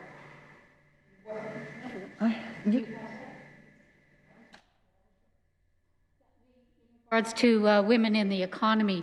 So employment indicators for women in Saskatchewan are positive and on an upward trend, according to Statistics Canada in 2020. The employment rate for women aged 15 and older was 56.4%, so it's the highest in Canada and above the national average of 53.9%. In 2019, the average weekly wage for women in Saskatchewan was $886.49, so it's the third highest in the provinces. The proportion of Indigenous women working full-time in Saskatchewan was 74.9% in 2019, which is above the provincial average of all women working full-time, which is 74.1%. In 2019, women entrepreneurs contributed over $23 billion to the Saskatchewan economy, creating 191,000 jobs. When Saskatchewan women lead a business, as the minister had stated, they're more than likely to headquarter that business in this province. 1 in every 8 women employed in Saskatchewan runs her own business, which puts female entrepreneurship in the province above the national average and the 4th highest among provinces. In the 2019-2020 academic year, of the 53,000 students enrolled in credential post-secondary programs in Saskatchewan, over 30,000 were female, representing 50% of the total student body. Female students represent more than half of all the students for several credential type, including the master level, with over 60% of students, followed by certificates at 59 bachelor degrees. In 2019, over 12,000 graduates of credential post-secondary programs at Saskatchewan Public Institution. Over 7,000 were female, representing 57% of the graduates. I can add to that, my husband taught at the University of Regina in biology. And over 25 years ago when he started teaching there, the cadre of students was male, right? And so he was teaching introductory and upper level biology. And most of those students were either going in to become doctors, dentists, veterinaries, or in the natural sciences. When he left after teaching there for over 25 years, which was not that long ago, a couple of years ago, he retired, there was more female students in his classes, in his labs. He said it was the best site possible. But those are the kind of changes we're seeing, and those are the positive changes we're seeing. Thank you. That's good to hear. Also in the document, it lists performance measures for interpersonal violence and abuse, and it references the reach of the Interpersonal Violence and Abuse Public Awareness Campaign. And I think you had mentioned earlier that you do have the numbers for that, and I'm curious to know what the numbers are, for example, like for completed views on social media or TV advertisements or other media.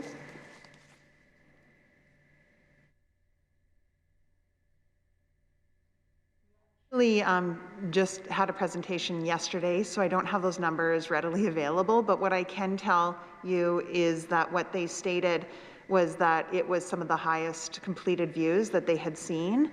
And with the Critty and Dene having put pins, and I guess that's to do with Facebook pins. I don't know anything about technology, so I apologize, but you know, it was, for them, it's a new thing, sort of new, which was Phoenix, I'm talking about them, sorry, is our contracted company that we went through RFP to get. They said that this was sort of a new area for them, and they saw a lot of interaction in northern communities with this particular video, but they had a high number of views on YouTube and completed views on Instagram stories and different avenues like that. So they were quite impressed with the numbers. Okay, good. I did. It's really well done. It really speaks to, I think, our province, and it has the opportunity to showcase, a variety of women who had a really good, strong message. I guess, not sure if you can answer, but like how will you be able to measure outcomes from the public awareness campaign? Is there a way to do so other than sort of looking at engagements? So this is definitely a conversation that we've had with our partners in this, and it's going to be long-term outcomes when you're measuring complex situations like interpersonal violence and abuse. When you start making changes like to cultural change and behaviors and attitudes and belief systems, it can take a while to measure. So we're still we're still developing that measure outside of just views at this point. What we wanted to gauge is where, with the first one, we wanted to gauge people's interaction and reaction to this kind of a campaign. And it showed us exactly what we needed to know, which is where people require more education in some areas, but also that people are ready to have that conversation with each other, which is really important. Thanks. I'm wondering, with this specific public awareness campaign, were women's groups across the province consulted on the development of the campaign, or how did that occur? When this was part of our the interpersonal violence and abuse paper that we had completed. And so from those engagements, we had 3 different engagements between, I believe it was 2017, prior to when I was in this position, through to 2018. Maybe it was before that, 2016. Sorry, I can't remember the exact date of the first one. But we had engaged people in a conversation to understand what interpersonal violence and abuse looked like in Saskatchewan and get a sense of what was going on, as well as through our conversations that we had ongoing with our stakeholders. We didn't consult with them specifically on this public awareness campaign, but we did take the information that we learned from them to develop it. Okay, thanks. And so are there plans to build on this campaign specifically, like specific to this topic, or is that something that you'll have to assess at a future time, or? Yeah, there is plans to continue building. We're in conversations currently, so I can't give you more information of what that will look like. But the goal, and especially through our Interministerial Committee on Interpersonal Violence and Abuse, is to continue all these conversations and building on all the work that we continue to do. Okay. And are you able to let me know, like, what is the makeup of that committee? I think you may have mentioned, and...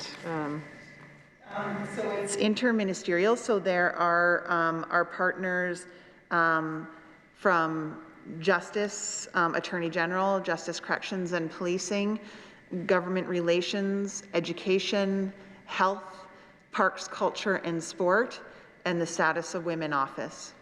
And I hope I didn't leave anybody out. Okay, great. Thanks. And I know that you had mentioned earlier that there's 22 million allocated specifically for interpersonal violence awareness and support. And could you offer a breakdown there? Okay. So what I do know of what Justice, because that is with Justice, is the increased funding of $800,000. I can't speak to what the rest, but will be used to respond to interpersonal violence interpersonal and domestic violence, including support for a public awareness campaign, the 24/7 interpersonal violence and abuse provincial call line, the development of a family intervention rapid support teams, and expansion of the Victims Advocate Case Review Initiative. There was also a 1.5% lift for CBO salaries above and beyond the additional $800,000. Okay, thank you. Things reported under that, but I'm not, as it's not my budget, I'm not aware of what that might be specifically. Okay. And so there's a couple things that are really interesting to me in here. The 24/7 IPV call line, can you tell me a bit more about that and the plans around it? Well, it is contracted with Justice. What I can tell you with that is that we did work with 211 with the Face the Issue campaign. And so they did build a page for us that provided people with information and supports on domestic violence, sexual assault, and interpersonal violence and abuse. And so that side of it is something that we were involved in it. On this other side of it, that's specific to Justice. Okay. And then one of the other things you mentioned was the family intervention rapid support teams. Are you able to elaborate at all on that, or? That's part of Justice's, and I don't know, and yeah, I'm not privy to that information at this time. Well, I think I should leave a few minutes for your closing remarks, and so I'm going to end my questioning now. Thank you so much, and I'll turn it over to you, Mr. Chair.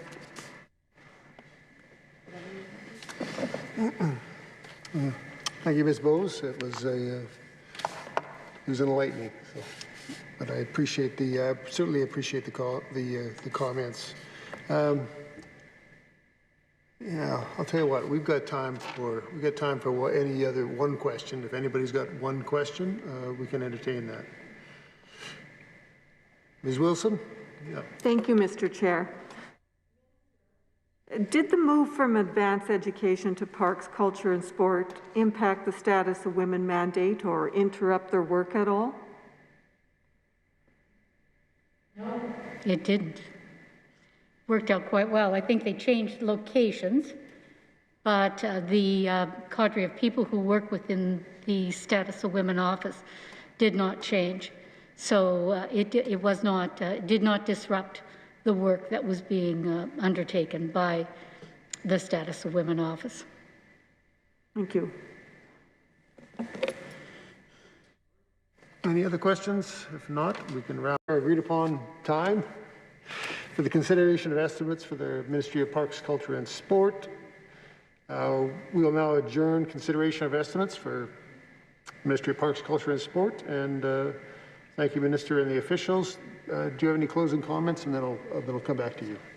I do. I thank Ms. Bowes for questions. They were very insightful, and I know she's passionate, the same as I am. I think we work well together because we hold each other up and we make each other accountable for the work we do. And foremost in our mind is that when each and every one of us get elected to come here, we all come here with the same objective, to serve the people of Saskatchewan. And for the two of us, for her as the critic, for myself as the minister responsible for the status of women, that's just like right in our windshield. That's exactly where we are focused. And I appreciate the thoughtful discussion, the respectful discussion. I think it was excellent. We had an opportunity to learn from each other. And I want to thank all the officials that were here this evening to be able to accommodate us for the committee meeting. But also I really want to thank the people within the Status of Women. Mari's been just a rock star. She's just really made sure that the support we needed and her knowledge. And that's what's so important, to be able to, the question was, what kind of change was there? There wasn't a change, and so we just got to continue on doing the absolutely incredible work that is being undertaken within the Status of Women. I'm trying to think of the quote from Shakespeare. She be small, but she is mighty. I think that kind of describes the Office of the Status of Women, in that we may not have this huge cadre of people, but we have the ability to work within across ministries. And so we have the ability to really make a difference in the government, because we get to have the opportunity to share with different ministries and ministers the needs and the wants of what we know that the status of women are bringing forward. So it's it's kind of in a unique position, because we do get to put the gender lens on legislation that is coming forward, and we get to have the opportunity to make our voices heard. So I really appreciate the support from the status of women, and also within the Ministry of Parks, Culture and Sport, the officials who also support the status of women. So it's just turned out to be a really, it's a good working relationship. And I'm not sure if you heard when I was talking about the senior management within the Ministry of Parks, Culture and Sport, they're women. Thumbs up. 2 thumbs up, absolutely. So I feel very fortunate and very blessed to be able to work with such a wonderful, strong group of women who lift each other up and make sure we are the best we can be. So with that, and I also like to thank Carter, who has been very supportive, and Ty, who's been managing the back room, and everyone who has helped to prepare us for this evening and supports our ministry fully. So it's, like I said, I love this file. I think it was made for me. And so I really appreciate your thoughtful, insightful questions for this evening, and we'll all be the better and stronger for it. So thank you so much. Ms. Bowes, final comments? Yeah, I mean, I would like to say the same. I've really appreciated this opportunity. We've never actually met before. It's nice to be able to sit down and have a conversation instead of the yelling and heckling back and forth that happens usually in this space. And so it's refreshing. Thank you for taking the time. Thank you for your candid answers to my questions, as well to you, Marie, and sorry, am I pronouncing it correctly? Mari, so sorry, I'll get that right. But I want to say I really value the work that is done out of the Status of Women office. I'm so happy to say that we have an office that exists, that is dedicated to looking at issues that are important to women and to work towards equality for women in our province. And I hope we'll be able to have more of these conversations, maybe in a different venue at some point, but appreciate the work that's being done. Thank you so much for undertaking that work, and all the best. Okay, thank you so much for the respectful dialogue. It was a good evening. So with that, we'll now take a recess to bring in the minister and the officials from Tourism Saskatchewan. Thank you all.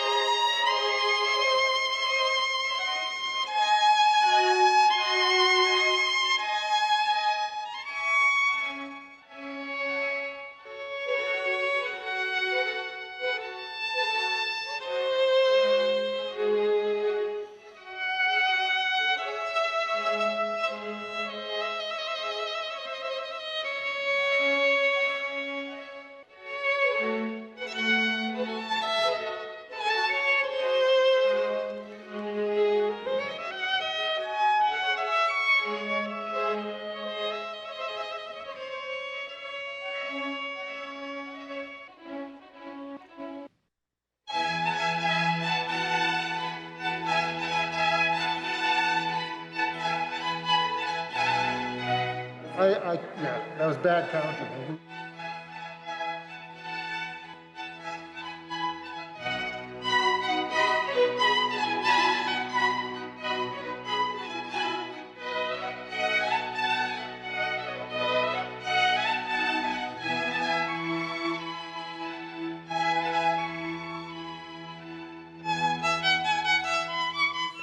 So welcome back, everyone. I got to announce some substitutions. Tim McLeod joins us, welcome. And Matt Love is substituting for Ms. Betty Nippy Albright for these estimates. Should I do this COVID piece? It's okay if you want to move on. I'll move on. So we will begin a consideration of vote 88, Tourism Saskatchewan subvote TR01. Minister Harrison is here with his official. Minister, please introduce your officials and you can make your opening comments. Well, thanks very much, Mr. Chair. Appreciate it, committee members, for being here this evening. On the line, so I think folks who are watching estimates would know from previous ministries that officials are not all in the room, and that's owing to the COVID-19 protocols that we are following to minimize the number of officials that are in person. So I'm very lucky to have our CEO, who I'll introduce in just a second. But also that we're trying to hold all of these committee meetings in the chamber, and we have held all of them thus far, and I can speak to that from my House Leader duties. So on the line, Jonathan Potts, Executive Director of Marketing and Communications, Tracy Brer, our Executive Director, Destination and Workforce Development, and Kathy Rintoul, our Corporate Services Executive Director as well. And I think for folks who have been following or know government, really do know Mary Taylor Ash, who we've been very lucky to have as our CEO of Tourism Saskatchewan for many years, and she's suffered through the same minister on a number of different occasions now. But Mary is just a wonderful, wonderful human being, and I want to just say thank you to Mary. She's going to be retiring here in June, and I just want to thank her very publicly for her service on behalf of the entirety of the legislature and the public and people of Saskatchewan. Mary, you've done an amazing job, so thank you. So introduce the officials who are on the line, and also my Chief of Staff, Richard Davis. So we may be stepping out on occasion to consult with senior officials who are joining us via video conference behind the chamber. There's a bit of a delay on the internet feed from what we are speaking here in the chamber, so it may be a few minutes of consultation between questions, but that is what we are doing. So into my opening statement. For more than a year now, tourism in Saskatchewan and worldwide has suffered serious losses due to the COVID-19 pandemic and necessary restrictions on travel. Prior to the outbreak, Saskatchewan's visitor economy was maintaining steady growth numbers. Travel expenditures in Saskatchewan exceeded $2 billion annually. Figures for 2020 show a decline of approximately $1.17 billion. The total number of Saskatchewan residents employed in tourism careers was 30% lower in 2020 than 2019. The most severely affected industries were the performing arts and sports event sector, along with accommodations. Job numbers dropped by roughly 60% in these areas. Our outfitting industry has been one of the hardest hit industries. The Canada-US border has been closed for over a year, and we have no clear end in sight. Many hunting and fishing outfitters rely heavily, very heavily, on American customers for their business. According to the Saskatchewan Commission of Professional Outfitters, 61% of outfitters did not open their camps in 2020. 24% of those who did open lost between 75 and 100% of their average earnings, and the industry reported $129 million in lost sales revenue. The downturn in businesses affected many northern residents who work in the industry. An estimated 2,500 people directly employed by Saskatchewan outfitters were not hired in 2020. There is some promising news that came out of figures for 2020. Although the total number of visitors to Saskatchewan decreased, local travel has helped compensate for declines in other markets, such as international arrivals. Saskatchewan's reliance on domestic visitors as a share of total visitors has meant that the pandemic has not affected us as seriously as other provinces, such as British Columbia and Prince Edward Island, which rely heavily on overseas visitation. The Government of Saskatchewan responded to the fallout of the pandemic with programs that help tourism operators navigate this unprecedented time. Last August, the Tourism Sector Support Program was introduced by Minister Makowski and I.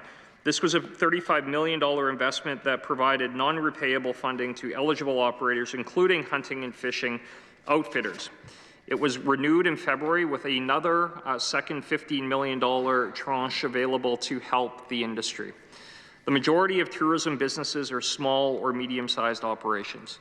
The Saskatchewan Small Business Emergency Payment Program assists those ordered to temporarily close or curtail operations due to COVID-19. The Strong Recovery Adaptation Rebate also helps small operators adapt business models to address health measures and ensure the safety of staff and customers. The Reopen Saskatchewan Training Subsidy reimburses businesses for employee training to reopen safely. Many tourism and hospitality employers are eligible and can enroll their staff in Tourism Saskatchewan's training programs for upgrading skills and earning certification. Tourism Saskatchewan's work is focused on speeding recovery of the tourism industry, building resiliency to withstand future threats, and striving to meet the goals outlined in the Saskatchewan Growth Plan.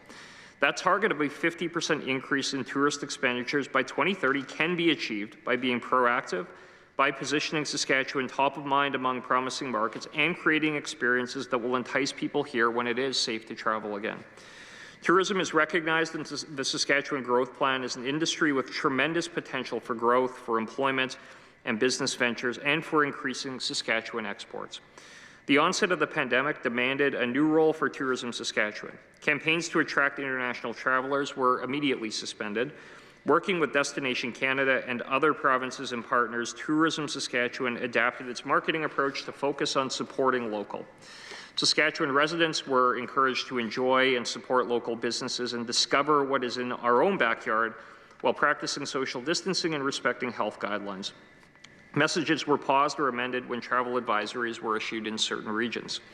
Some interesting trends and figures emerged from last summer. There was an increase of 24% in provincial park entry permits issued in 2020 compared to 2019, and daily permits rose by over 8%. Moving on, I want to comment on some of the efforts to support operators.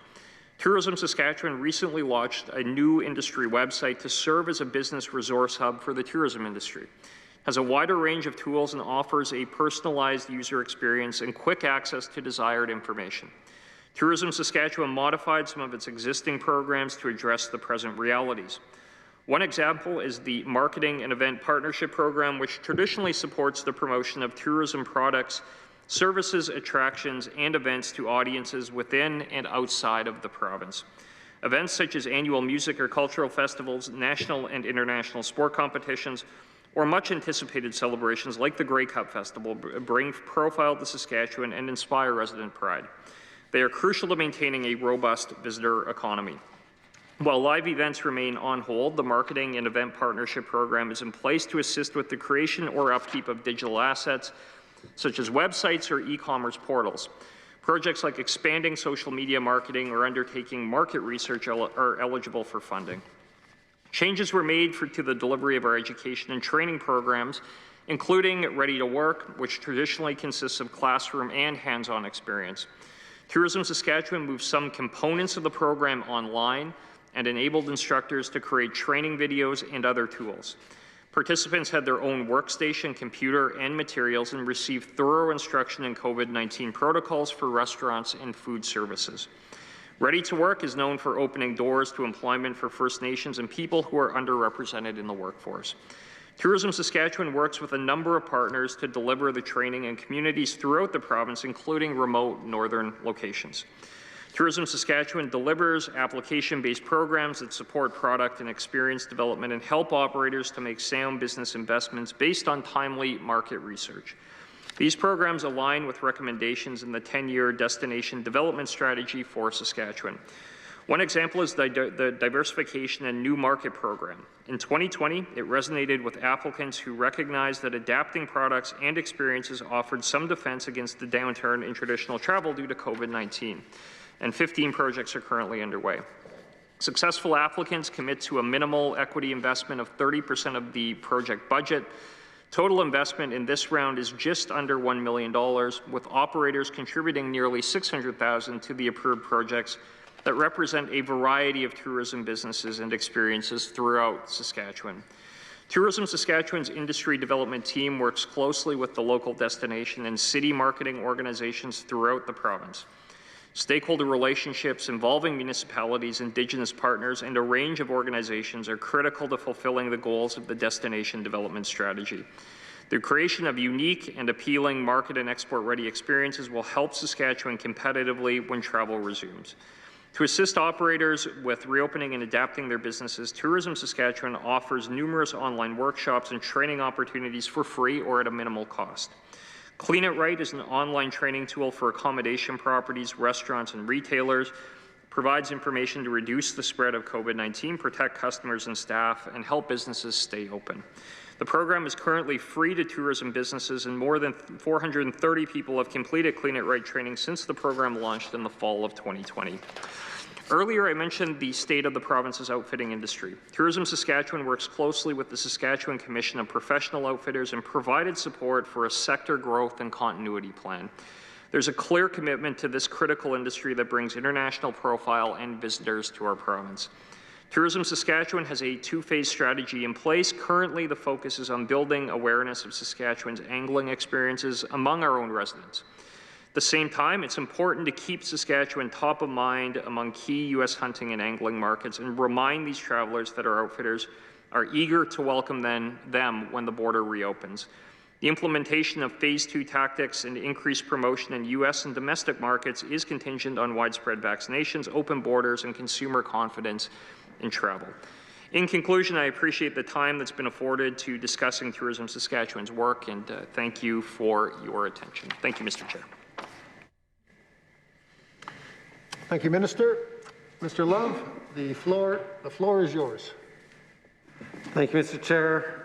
You know, it is good to get some information on some of the exciting things happening in our province in the tourism sector. We know the impact that the visitor economy has in our province and all the different parts of our province that are impacted by that, by having visitors and then of course not having visitors. And I think that we've heard loud and clear through the pandemic the impact on jobs and working people, and so a lot of my questions will relate to that. But at the same time, I want to acknowledge a number of the pivots and creativity that the minister just outlined. Saskatchewan people are resilient, they're hardworking, and they're doing everything that they can to get through this time together. And so that is obviously the bright spot here, is the resilience of the great people of Saskatchewan, and it is exciting to hear a number of the things that are happening from the minister. So I thank him for his comments. Just to open up my questions for this evening, I want to just go back to to get some updates on a few things that were discussed last year. Of course, it was a very uncertain time. I have taken time to review the Hansard report from last year when Saskatchewan, like everywhere else on planet Earth, was just really entering into this uncertain time due to the pandemic, and so there was a lot of uncertainty at that time. So I'm just looking to see if there's any update on some of those things, and I think maybe some of these were included in the minister's opening comments as I was feverishly writing down everything that I could. So forgive me if we are repeating anything here, but in the meeting last time this committee met, then Minister Mikowski, was Minister of Tourism at the time, said that Saskatchewan tourism in Saskatchewan accounts for 71,000 jobs, or roughly 12% of the workforce. And an injection, he said, of $723 million into the economy, but I've seen numbers much more like around $2 billion. So I'm wondering if you can update the committee on where things stand today And again, those numbers are 71,000. I think he was talking about 2019 numbers, most likely, like pre-pandemic. Again, that's 71,000, 12% of the workforce, and I think the injection of the economy is somewhere in the neighborhood of $2 billion. If you could just give us an update on where we stand today, so we have an idea of what the situation is. Appreciate the question. We're going to go and have a brief consult, and we'll be back and provide that information. So thanks.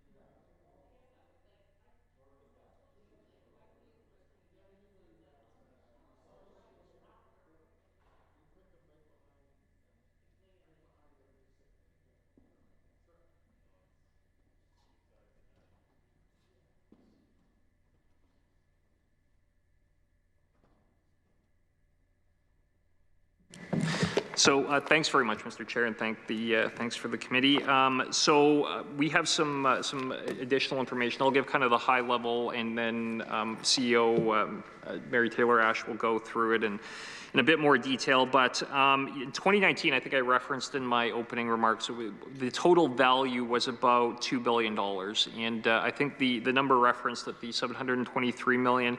That was the amount of out-of-province expenditure that came into the province, which of course was virtually zero this year. So the total value of the expenditure was a little over $1 billion, 1.17, I think. So you can almost draw the straight line between the lack of dollars from out of the province spent in the province. So obviously that had a significant impact, though, on the labor market as it related to tourism, the peak being at about just over 70,000 in 2019. We've been hovering just under 50,000 over the course of the last number of months. We're hopeful that that's going to recover as we get into the tourist season and have some additional opportunities for folks to travel. But I would say that, we came from a fairly fortunate base in a comparative context, in that a lot of our visitations were in province to begin with, and we weren't as reliant on some other jurisdictions are, like BC and PEI, on international travel. But Mary will be able to speak better than I in details. Yeah, thanks, Minister.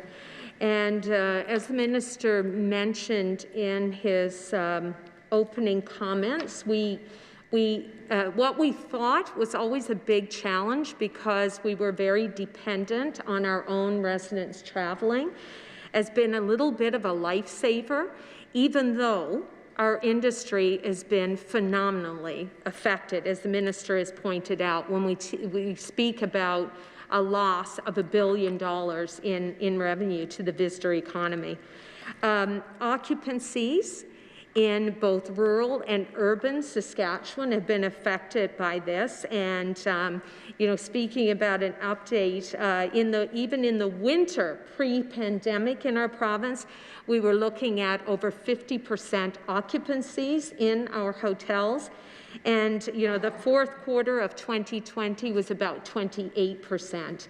And some of you may remember the very early days of this pandemic, we were seeing single-digit occupancy in this province, and not just in this province, but throughout Canada and indeed globally.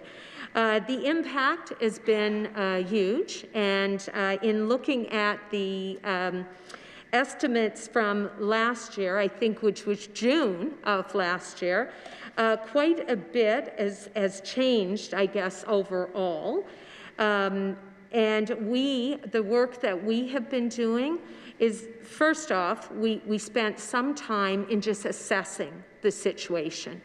And so we did surveys with our industry, especially from March onto July, so the earlier days of the pandemic, where we wanted to find out from industry what they really needed in order to survive. And we also wanted to find out the impact of some of the programs that were certainly out there from the beginning, the federal programs, whether they had the information, whether they were meeting the targets. And so we spent quite a bit of time with that, and then started to develop more of a response, changing some of our programs, adjusting them, as the Minister has said, whether it was our marketing focus.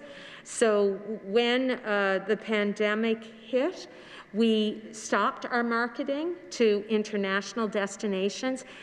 So did everybody across Canada. And in fact, Destination Canada, which is the Crown Corporation in Canada responsible for marketing, they redirected those funds to the provinces to help with promoting a hyper-local promotion, rather than spending any money in the international marketplace. We also redirected our funds and made changes that would help the industry more with our marketing events programs and also with our destination development programs, so that we could meet the needs of the industry in a better fashion. Okay, so I'm just curious, where these numbers come from. So, and thanks for the numbers. So we're looking at about a loss of around 20,000 jobs in the tourism sector, from just over 70,000 to roughly 50,000. Are these numbers from Destination Canada, or are these numbers that we track? And if so, do you have any numbers provided by Destination Canada in terms of the impact of the pandemic and loss of employment in Saskatchewan?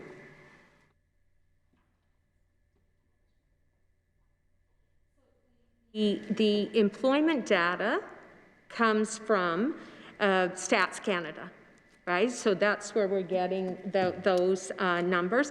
However, Destination Canada does provide quite a bit of information about the behaviors of visitors, and also information around sentiment. So what the travel sentiment is of people, plus the sentiment of whether people are willing to welcome people into their communities since the pandemic. So Destination Canada they have a research function, and typically we would buy into that. Since 2020 and again in this fiscal, they are providing the research to the provinces free of charge. So that's a benefit. I guess just to follow up on that, do you have any sense of how the impact of the pandemic on employment in Saskatchewan measures against impact in other provinces? So you reported on, roughly a 30% decrease in employment. How does that measure against other provinces? Is this standard? And I'll throw this out now just so you have a chance to respond. I'm told that the numbers from Destination Canada would rank us as dead last in Canada in terms of the number of the impact and the loss of employment, that we would be last. And the number that I've received is a decrease of 38%. So I'm just wondering if you can care to respond to that and make sure that my understanding is accurate. Appreciate the question, and we're going to go and consult with the team and see if we have that jurisdictional scan. I know right in front of us we don't, but we're going to go check with the team. So, okay.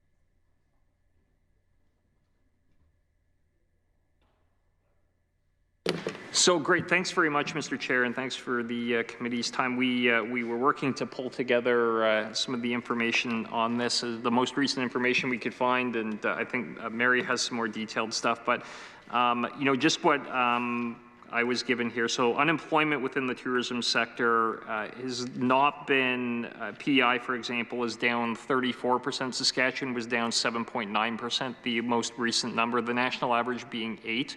So we're a little below the national average in terms of, not quite as high as the national average actually as far as unemployment within the tourism sector, but Mary can maybe talk about some of the seasonality, and maybe I think we figured out where the information came from there, and Mary can speak to that. Okay, thanks, Minister. Yes, we did. We checked to see what you were referencing directly from Destination Canada, and the numbers, I do believe, are from December 2020 comparison to December 2019, and showing that the prairies were more affected. Unfortunately, for many businesses, tourism businesses in Canada, we're seasonal, but our season is typically, our highest season is in the summer. In some of the prairie provinces, or not some, one prairie province, Alberta does have a fairly robust winter season. So I think that particular, because Destination Canada takes these numbers and on a very consistent basis are providing feedback to all the provinces on what is happening at any particular time. It was looking at December. December is not our season. And then to see, 2019, where we would have had a more robust visitor economy, even with, people, seasonal parties, all of that kind of thing, and some people traveling. In 2020, that wouldn't be happening. I think what's most important for us is looking at the seasons that we are busier in, our summer season, certainly. However, we are trying to develop our winter season, and we're really working on that. But you would see, if you were looking at numbers for tourism employment, even though, obviously we've been affected by the pandemic, we are least affected in the summer, and the numbers are more in line with what's happening across the country. There's not a great disparity. And we, in fact, may be going back to the point the minister made, and I had also spoken about, the fact that we rely so much on our own people traveling within the province. When we went to hyperlocal, people still wanted to travel around their province, and they didn't have an opportunity to leave. And so that was a bit of a silver lining for us in some ways, that they had to stay and explore more of their province. Okay, thanks for that. I appreciate it. And I may, if time permits, just say some questions on those numbers for later in our meeting. Just one other question I had that remains from last year, but I believe it carries over to understand these estimates, is just a comment from the previous minister. Spoke about a $3 million investment into the Grey Cup Festival. And he indicated that, roughly half of that, $1.5 million, had already been expended in the organizing committee, but at that time he couldn't report on what would happen with the other $1.5 million. That was kind of a to be determined. I'm wondering if you can update the committee on what happened with those funds, and if there were any other large events that Tourism Saskatchewan was financially invested in that were cancelled, result in partial or total losses. It's a good question, and Minister Mikowski had indicated, had put the $1.5 million forward for Grey Cup. We're going to go and make sure that we get the appropriate response here, and also on the rest, on the other major projects that we were looking at, because I think Roar of the Rings is one, but I want to make sure we get that right. So we'll be a short minute here, sir.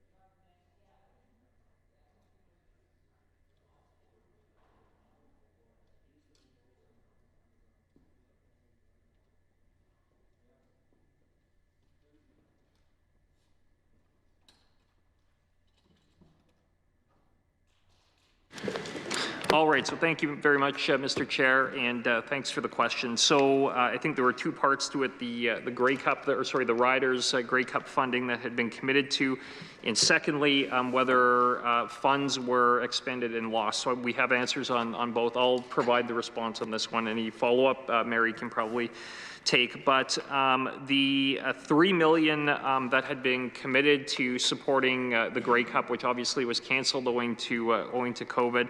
1.5 million of that money had been flowed to the riders, and they are going to be in possession of that money going into the 2022 Grey Cup, which we will be hosting here in Regina, and we're looking forward to. We remain committed to the additional 1.5, but that money has not been flowed to the riders yet. That will likely happen in the summer of 2022, but we will work with the club on that precisely. That would be historically how funding relationships for Grey Cup have worked in past hosting years. So, but we will work with them on that one. As far as resources committed, expended, and lost, there were $650,000 for the Junos, which I think the member will likely remember was literally canceled the day before the event in mid-March of last year, right at the very beginning of COVID. So that money had already been expended for things like marketing and all of the things that went along with the Junos, and we're not going to be making effort to recover any of that. It is what it is, and it's unfortunate. But as far as funds that are committed going forward for major events this year, there are. Roar of the Rings, which I had mentioned, is going to be hosted in November at the SaskTel Center in Saskatoon. And we are looking forward to that being a full sold-out SaskTel Center with a full tournament being held. So that is a commitment of $750,000. Also, Agribition, which is going to be held in November here in Regina. Also, we have committed $45,000 to that event, and we also look forward to a very full event in November for Agribition, and that's what the organizers are planning for in both circumstances, Roar of the Rings and Agribition. So. And sorry, can you just repeat? Was that $450,000 for Agribition? 45,000. 45,000. Yeah. Oh, okay.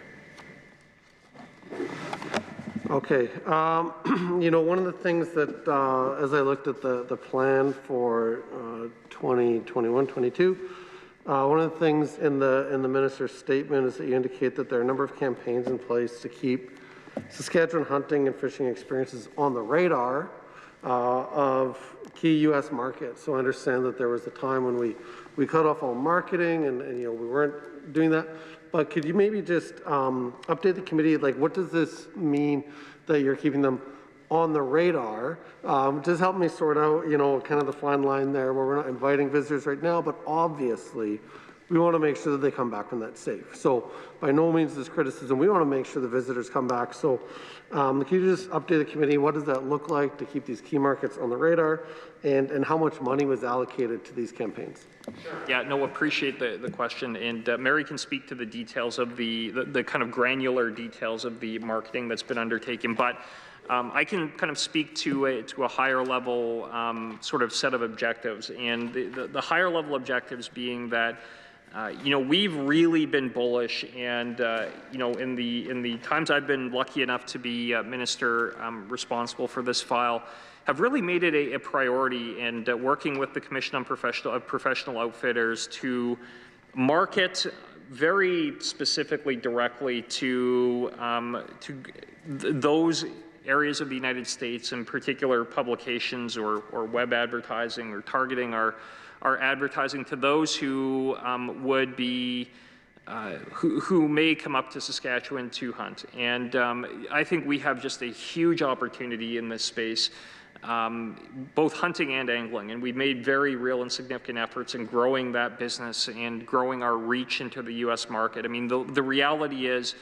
we have the best big game hunting in the world. If you are a whitetail hunter, black bear hunter, this is the best hunting on the planet.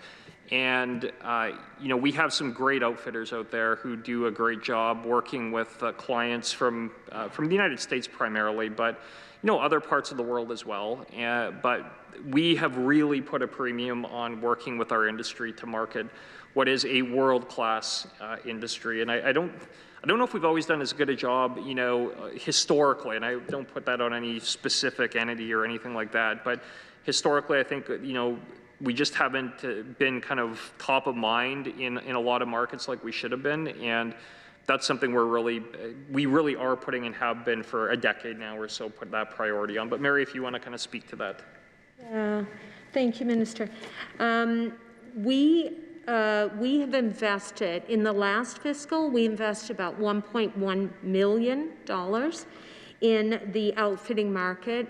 As the Minister said, it's very lucrative market. It's high yield. It's a well-established market. And we have been running a digital-first campaign just on awareness. So we know the borders closed, people can't travel, but we want to stay in front of this very strong market, and we want to build the market. So a few years back, we did a study. It was probably, trying to think, that might have been like 2017.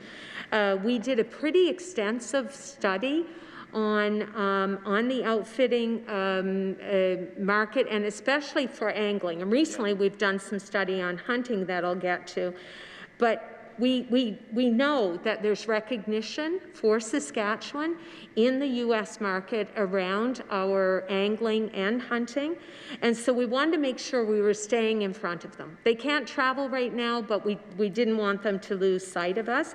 The other thing that we do on a regular basis and continue to do in the last fiscal was making sure that we were developing content, and we worked with U.S. outdoor media influencers, and we were able to also have people, some people still coming to experience some of, from a media standpoint, and doing TV shows, that kind of thing. So we do invest in that on a regular basis.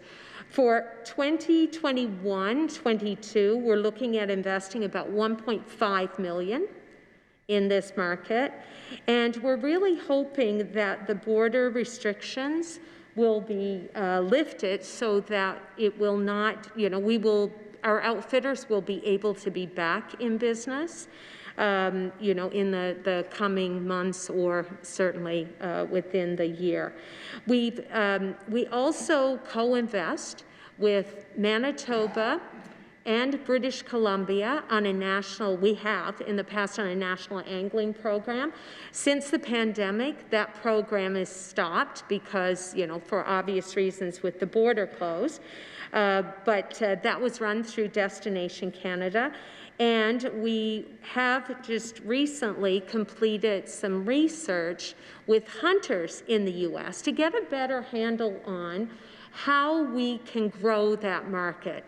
And so we have been working with Environics to get more details on what those hunters are looking for.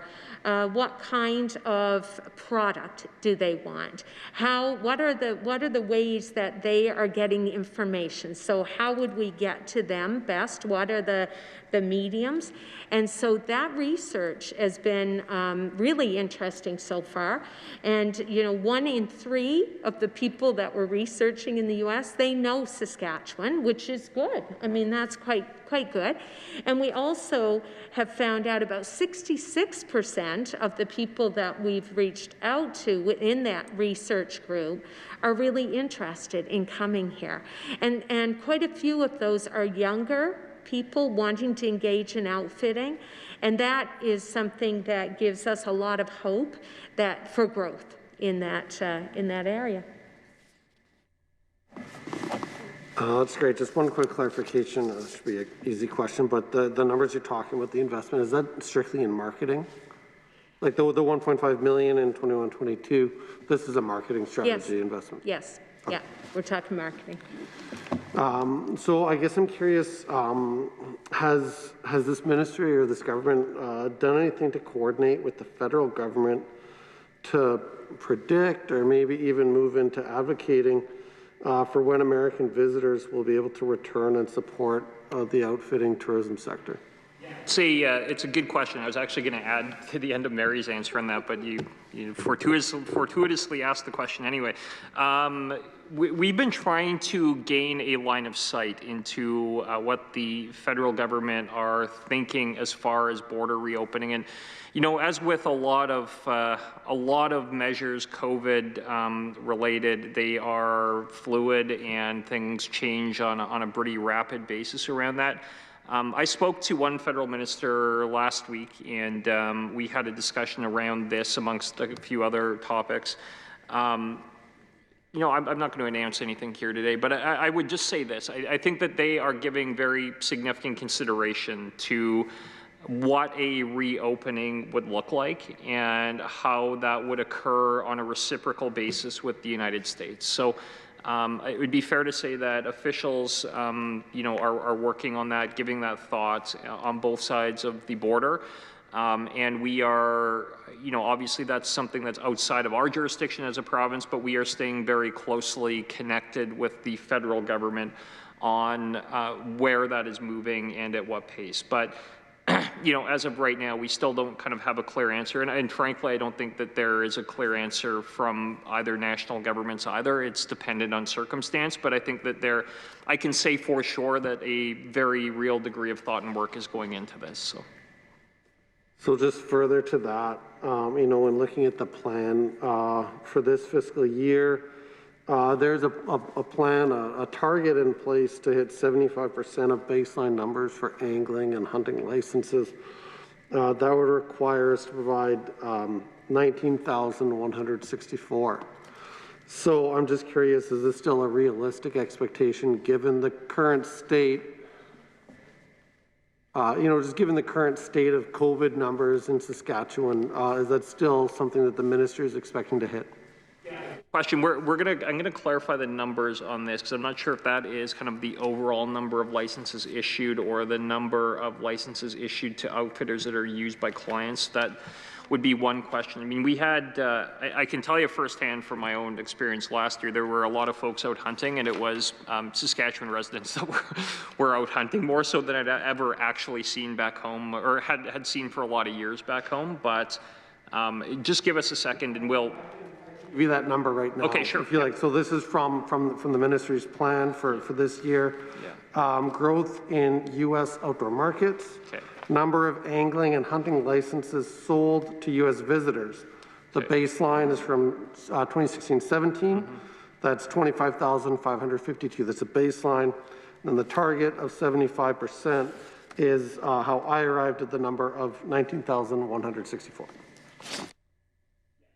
Maybe Mary can speak to that. I mean, we would love to hit that number, and that is definitely would be a great target to hit, and I think that is what we're shooting for. But ultimately, you know, it's a bit out of our control as far as the U.S. border. But you know, I would say though, I would say this: I think I'm probably more optimistic on that than folks would be if they were just listening to the news right now. I would say that. But Mary, if you want to. Yeah, it's one of the things that we are doing with all of our marketing is looking at, we're marketing based on scenarios. And so we're so dependent right now. So the outfitting sector is completely dependent, almost 100%, not quite 100%, but almost 100% dependent on that border opening. And that's the big unknown. What we do know, I think, from our outfitting sector is that they are doing everything they can to prepare for welcoming people back and staying in touch with their clients. And we are doing that. Like, we're doing that with our German tour operators. We are making sure that we're talking to the people who would normally come to visit and continuing to build and grow those relationships.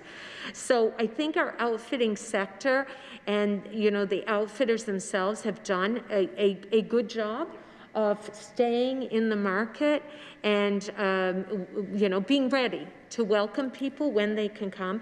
But it is the great unknown. So our marketing area, led by Jonathan Potts, our marketing area is really, they've developed all kinds of scenarios based on if people are fully vaccinated. What does that mean? And things can get open up. What if you know, there are other things that happen and things, public health orders keep closing things down. So we look at how we're going to market, how we are going to help the industry based on a scenario from things are really not open at all because of public health orders, all the way to, you know, borders are open, everything gets back to normal. But this is, you know, it may be ambitious, but we do feel hopeful that once the border does open, that there will be pent-up demand. You know, once people are more fully vaccinated, that this will enable travel to occur again. And this market, when we talk about the outfitting market, we are almost entirely talking about a U.S. market. Yeah, and if I could just add to that, Mary said it very well, talking about the really great work that the outfitter operators are doing as far as keeping in touch with their clients. A lot of these clients come up here year after year, right? I mean, these are very long-term relationships in a lot of cases, and you know, oftentimes they're people of means from the United States who really do want to come. This is their great opportunity to come do some world-class hunting, and they look forward to it all year. The question is just when can you do it? And it's so the pent-up demand really is a real thing, and the second that it's open. And it's more complicated than kind of the border being closed. So the border isn't closed, right? I mean, the ability still exists for people to cross the border by air. There is, after that, though, a requirement for a limited quarantine in a government-mandated hotel, followed by a further period of quarantine afterwards, regardless as to vaccination status or negative test or rapid test or whatever. You know, that's why I say I'm probably more optimistic than I think, you know, a lot of folks probably would be on the surface, just because there are a lot of points in between the border being closed and how we can make it work for circumstances where people have full vaccinations, negative tests.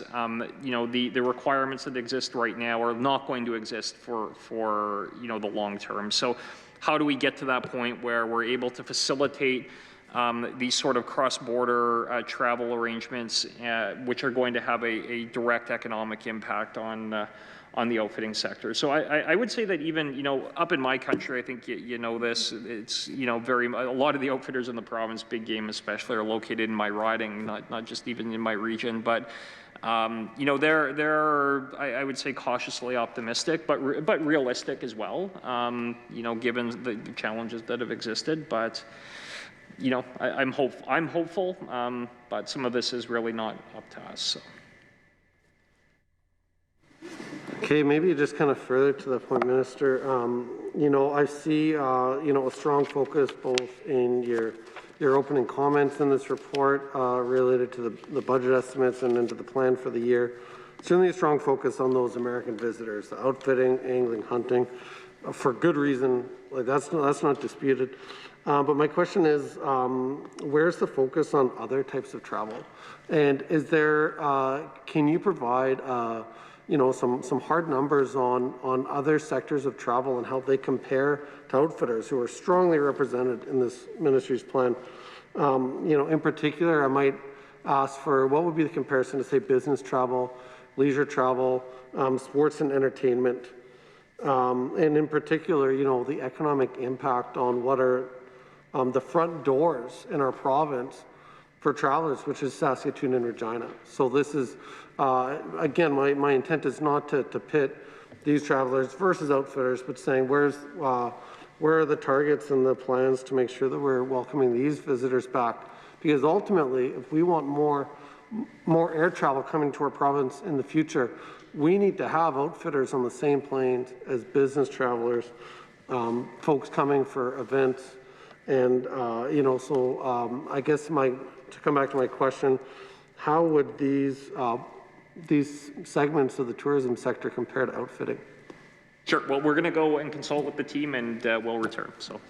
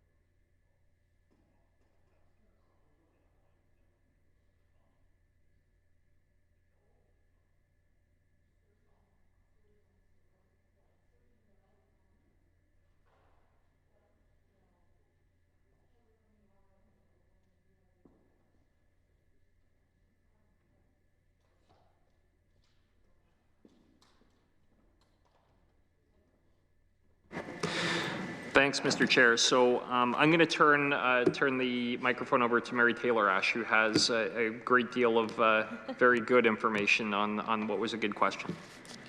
Yeah, a very good question, because we do engage in more than the U.S. market around outfitting.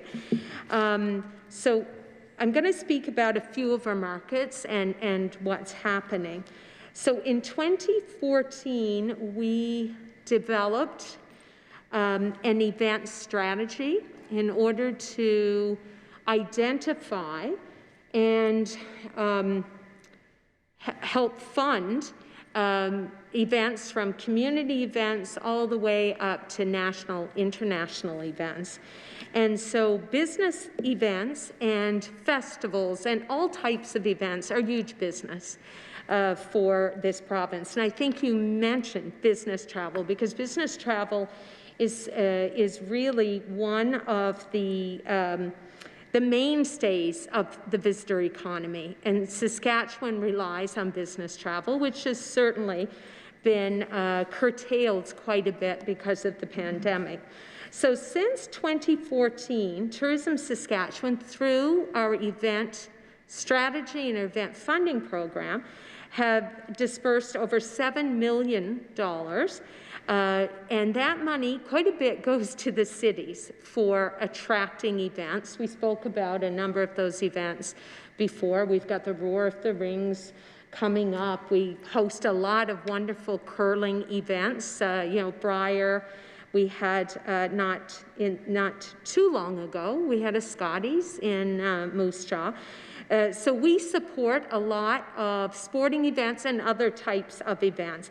Typically, when we are looking at that, and often they're in the larger centers, however, we still do fund. We funded over 100 events in communities throughout Saskatchewan, and to a tune of about $1.5 million off that $7 million since 2014.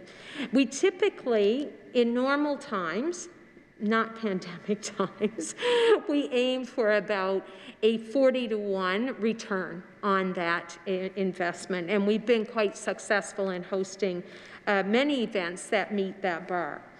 In addition to events and festivals and that type of business, which is big in our province, we also have an overseas market. And our overseas market, although it's only about 1% of our visitation, it does account for about 5% of our revenue. And pre-pandemic, we were looking very much at how we could expand that export market and bring new dollars into Saskatchewan. The market is primarily focused on UK visitors and German-speaking visitors. So those people obviously in Germany, but in other parts of German-speaking, people who live in Switzerland and Austria as well. We work with the travel trade for this market almost exclusively, and we work very closely with Destination Canada as well. But in working with the travel trade, we have continued to work with them and stay front of, very much in developing our relationships with them, even though they are not traveling now. That market is about $100 million to us. So even though it's not a lot of visitors, they are higher yields. So when those people visit us from Europe, they tend to stay longer, they tend to spend more. And they love coming to Saskatchewan for the wide open spaces. They love to see our wildlife. They love to see, some of our be involved in adventurous things like paddling on the Churchill.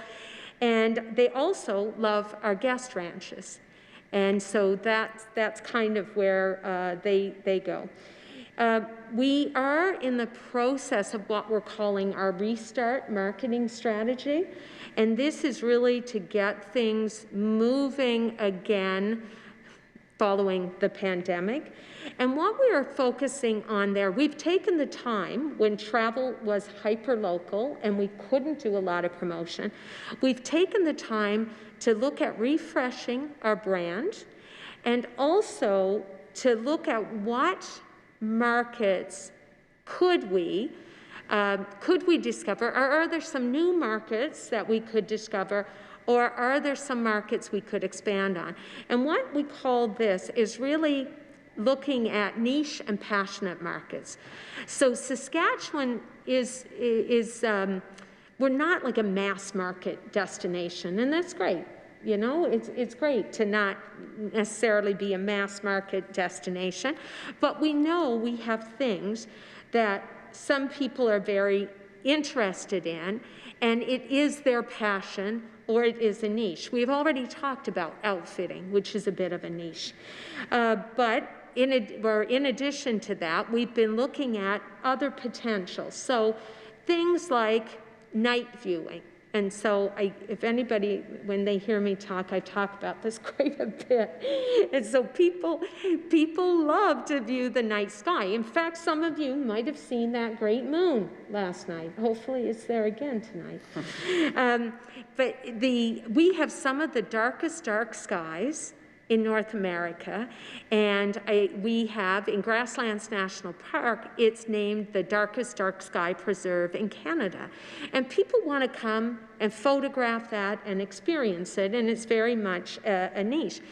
Other niches could be around things like paddling. People who love to paddle, you know, rivers, lakes, and they will travel to do that and explore some of the great waterways of our country. Things like bird watching. That's, you know, it's amazing in our province. We're on a path of so many migratory birds, and people will come here specifically for that. So we are identifying some of these markets and then working to see, well, do we have the product, the supply of a product to match the person who's interested in that? Can we really compete in that? And then how do we go after that? So we're also looking very much at those markets. And in addition, and I think you had mentioned, you did mention this in your question, the pandemic has affected urban centers more than rural centers globally, and we're you know, seeing this in Canada, and we're seeing it in our own province, even though I would say we have some of the most wonderful urban centers because they're so close to nature, and they're so they're not like these massive urban centers that are not in touch with nature. But we have seen a steeper decline in Saskatoon and Regina when it comes to the visitor economy than in some of our rural areas. We have been working with both and you know, flowing funds to assist with marketing. We had, through Destination Canada and ourselves, we have provided about $500,000 to Saskatoon for marketing since the pandemic, about $400,000 to Regina for marketing efforts since the pandemic. And we have just entered into a really exciting partnership with Expedia as part of Destination Canada as well. And this is the first time we've really gotten into a market or into a partnership of this kind. But the Expedia partnership is really one to build awareness of what we have in Saskatchewan. It will give us reach, and it will really help our cities once the public health orders are lifted a bit, that it will help as they rebound and start to get people coming back in the city. So we're looking forward to the Expedia partnership helping them. Thanks for those comments. I'm just curious, you talked about $500,000 to Saskatoon, $400,000 for Regina for marketing. Was that delivered to, say, Tourism Saskatoon, or is this marketing done on behalf to promote Saskatoon? It went to the DMOs. So yes, Tourism Saskatoon would have used that money. We would have flowed it through them, and Tourism Regina in Regina. Okay, thanks for that. I guess just maybe one question related to that. I was going to get to this later, so I'm just going to look for my question. You know, I have seen in the news some comments that Tourism Saskatoon is in particularly difficult financial position because their income is derived from essentially a levy on hotel room stays. So, you know, I think that there's, and you know, the minister offered in his initial comments today indicated that, you know, that the ministry works closely with municipal-based partners. So I'm just curious, you know, what position is the ministry in to provide some stability for Tourism Saskatoon, knowing that they generate just massive economic impact in that region?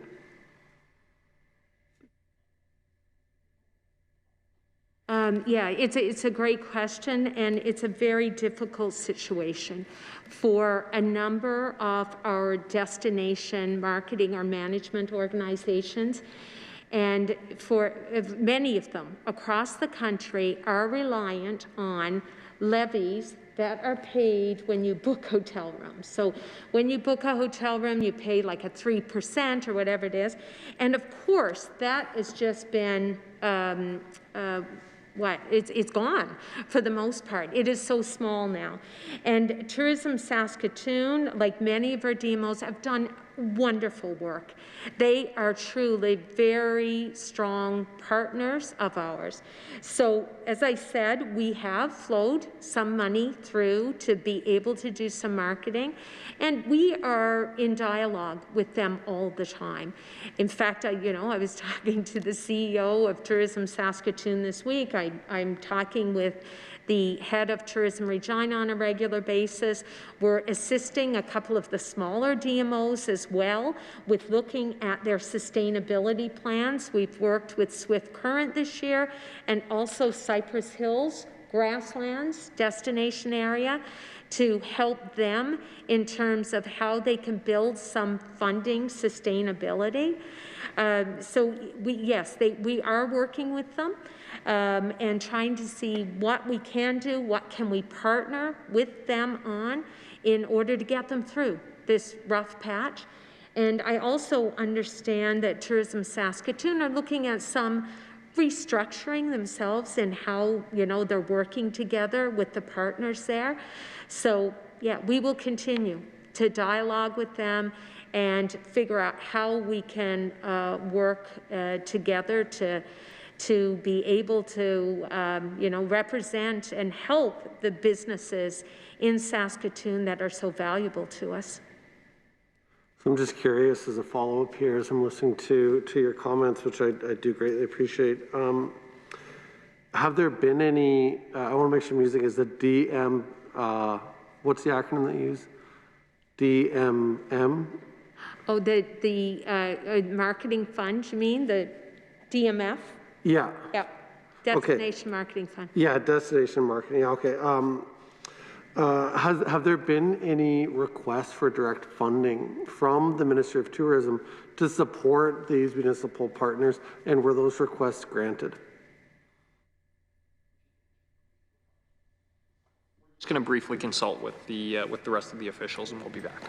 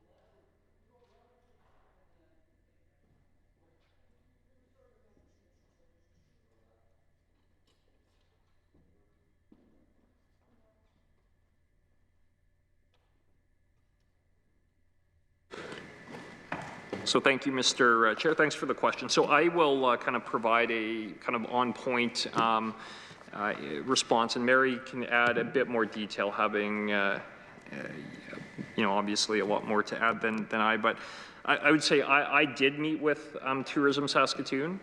They did put forward a funding request that would have been significantly over half of the budget of Tourism Saskatchewan for the entire province.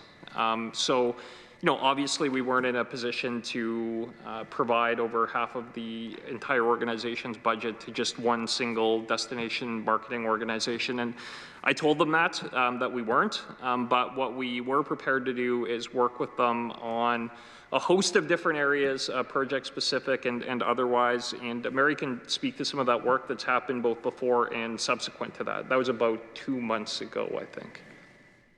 Yeah. Thanks, Minister. Yeah. So, yeah, the destination management organizations or city marketing organizations that depend on this marketing levy are all, you know, across the country, everybody is in a bit of trouble, to say the least, right now because of this. So as I said before, we are very interested in supporting the industry in Saskatoon. We have always worked closely with Tourism Saskatoon, and you know, we obviously are you know, concerned that the funding, their sustainability, their funding model is not working right now, and they have to look at other kinds of how to find a funding model that is sustainable. We are working with a few DMOs right now on that, and I'm in discussions with them, and so are other members of my team. And we are very willing to work with them on projects and, you know, partnerships.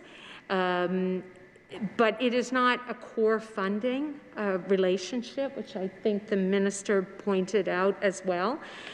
So yeah, we are definitely going to work with them as we work with a number of our DMOs and discuss, you know, I think what will need to be discussed in the coming you know, weeks and months is the sustainability of that infrastructure, not just for Saskatoon, but throughout our province.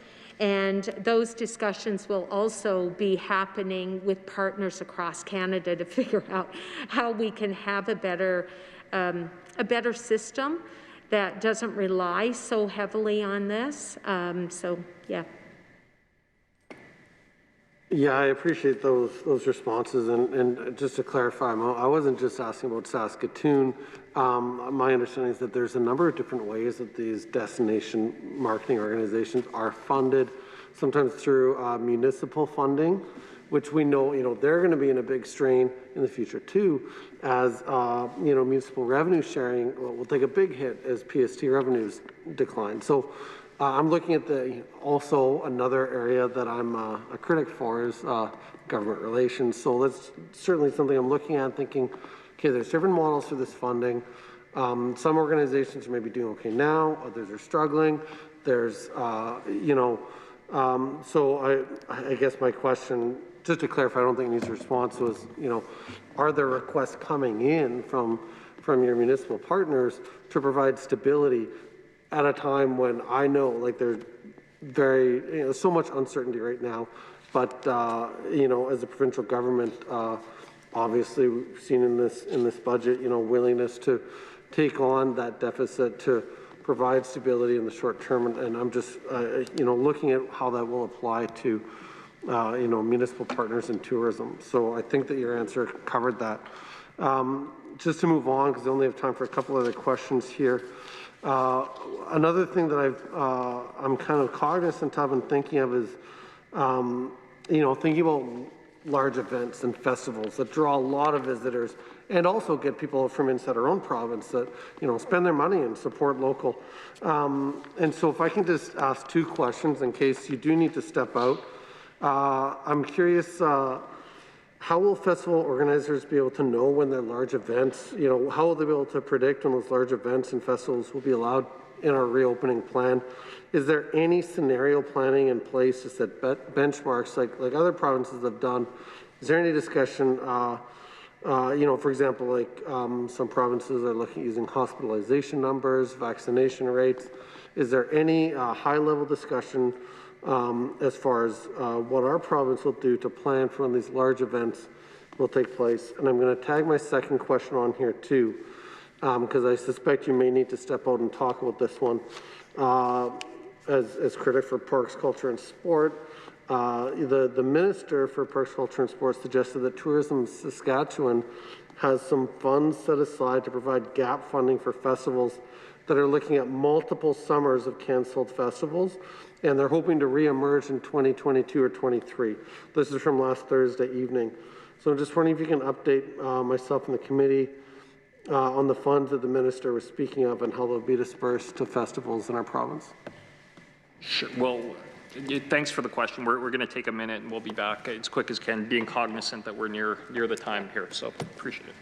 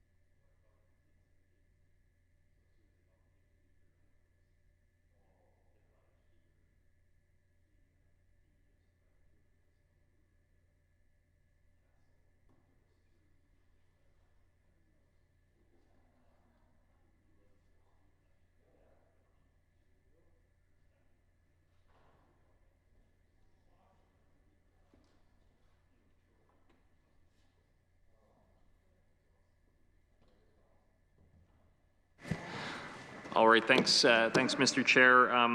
Being cognizant of the time, we do have responses, so I appreciate the question. I would just say on the first part, which I will respond to, the second part, Mary will respond to. On the event support portion, me on the planning portion. We've kind of.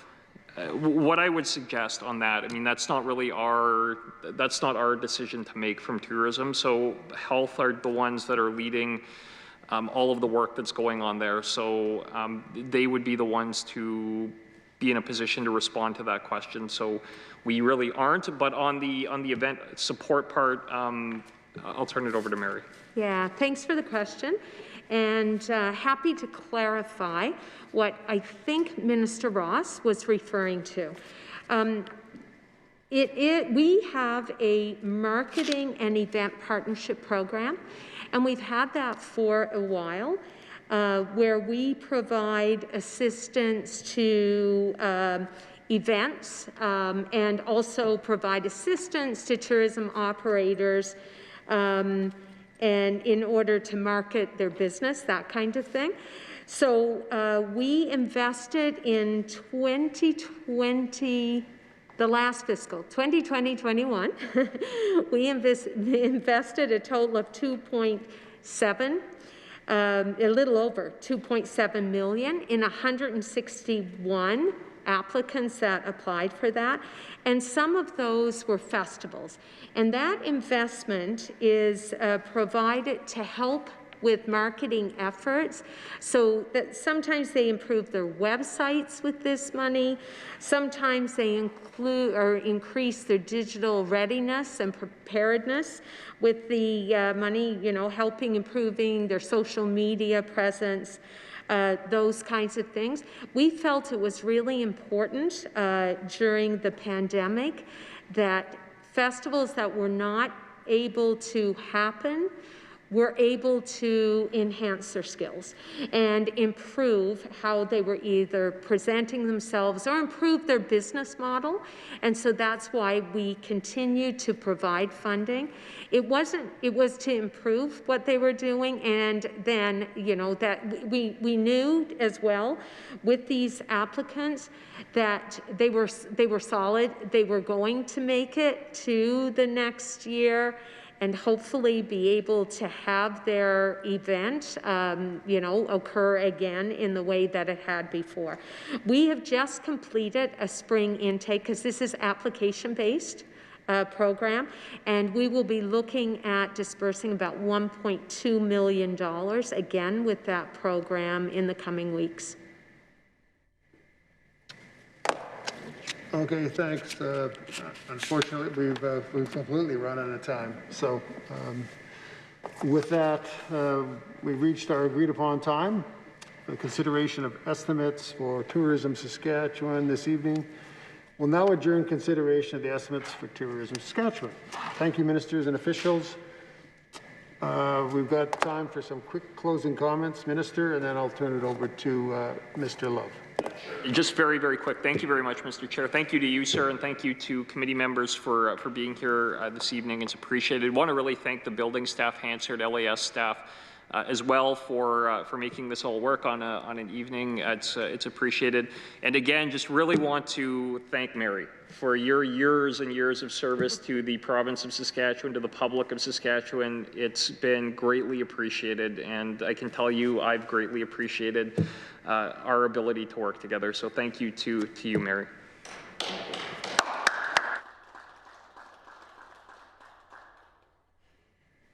Mr. Love, your last question, and I know that, sorry, your last comment. I know that you had a question, but, oh, I just gave you an opening. Yeah, just take it. But your closing comments. Thank you, sir.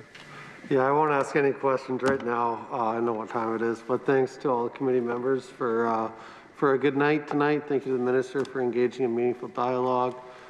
Thanks to our chair and all the staff, building and Hansard staff who make this all possible in a safe way. And I will also extend a thanks here to Mary for her years of service, and congratulations from the official opposition. We certainly honor the work that you do in welcoming visitors to our amazing province and showcasing what we have here in Saskatchewan. So thank you for that, and thank you again to everybody for another meaningful night here in estimates. Yeah, thank you, everyone. It was a good couple hours. So this concludes our business this evening. I'm going to ask a member to move a motion of adjournment. Mr. Ottenbright, all agreed? Agreed. Carried. This committee stands adjourned to the call of the chair.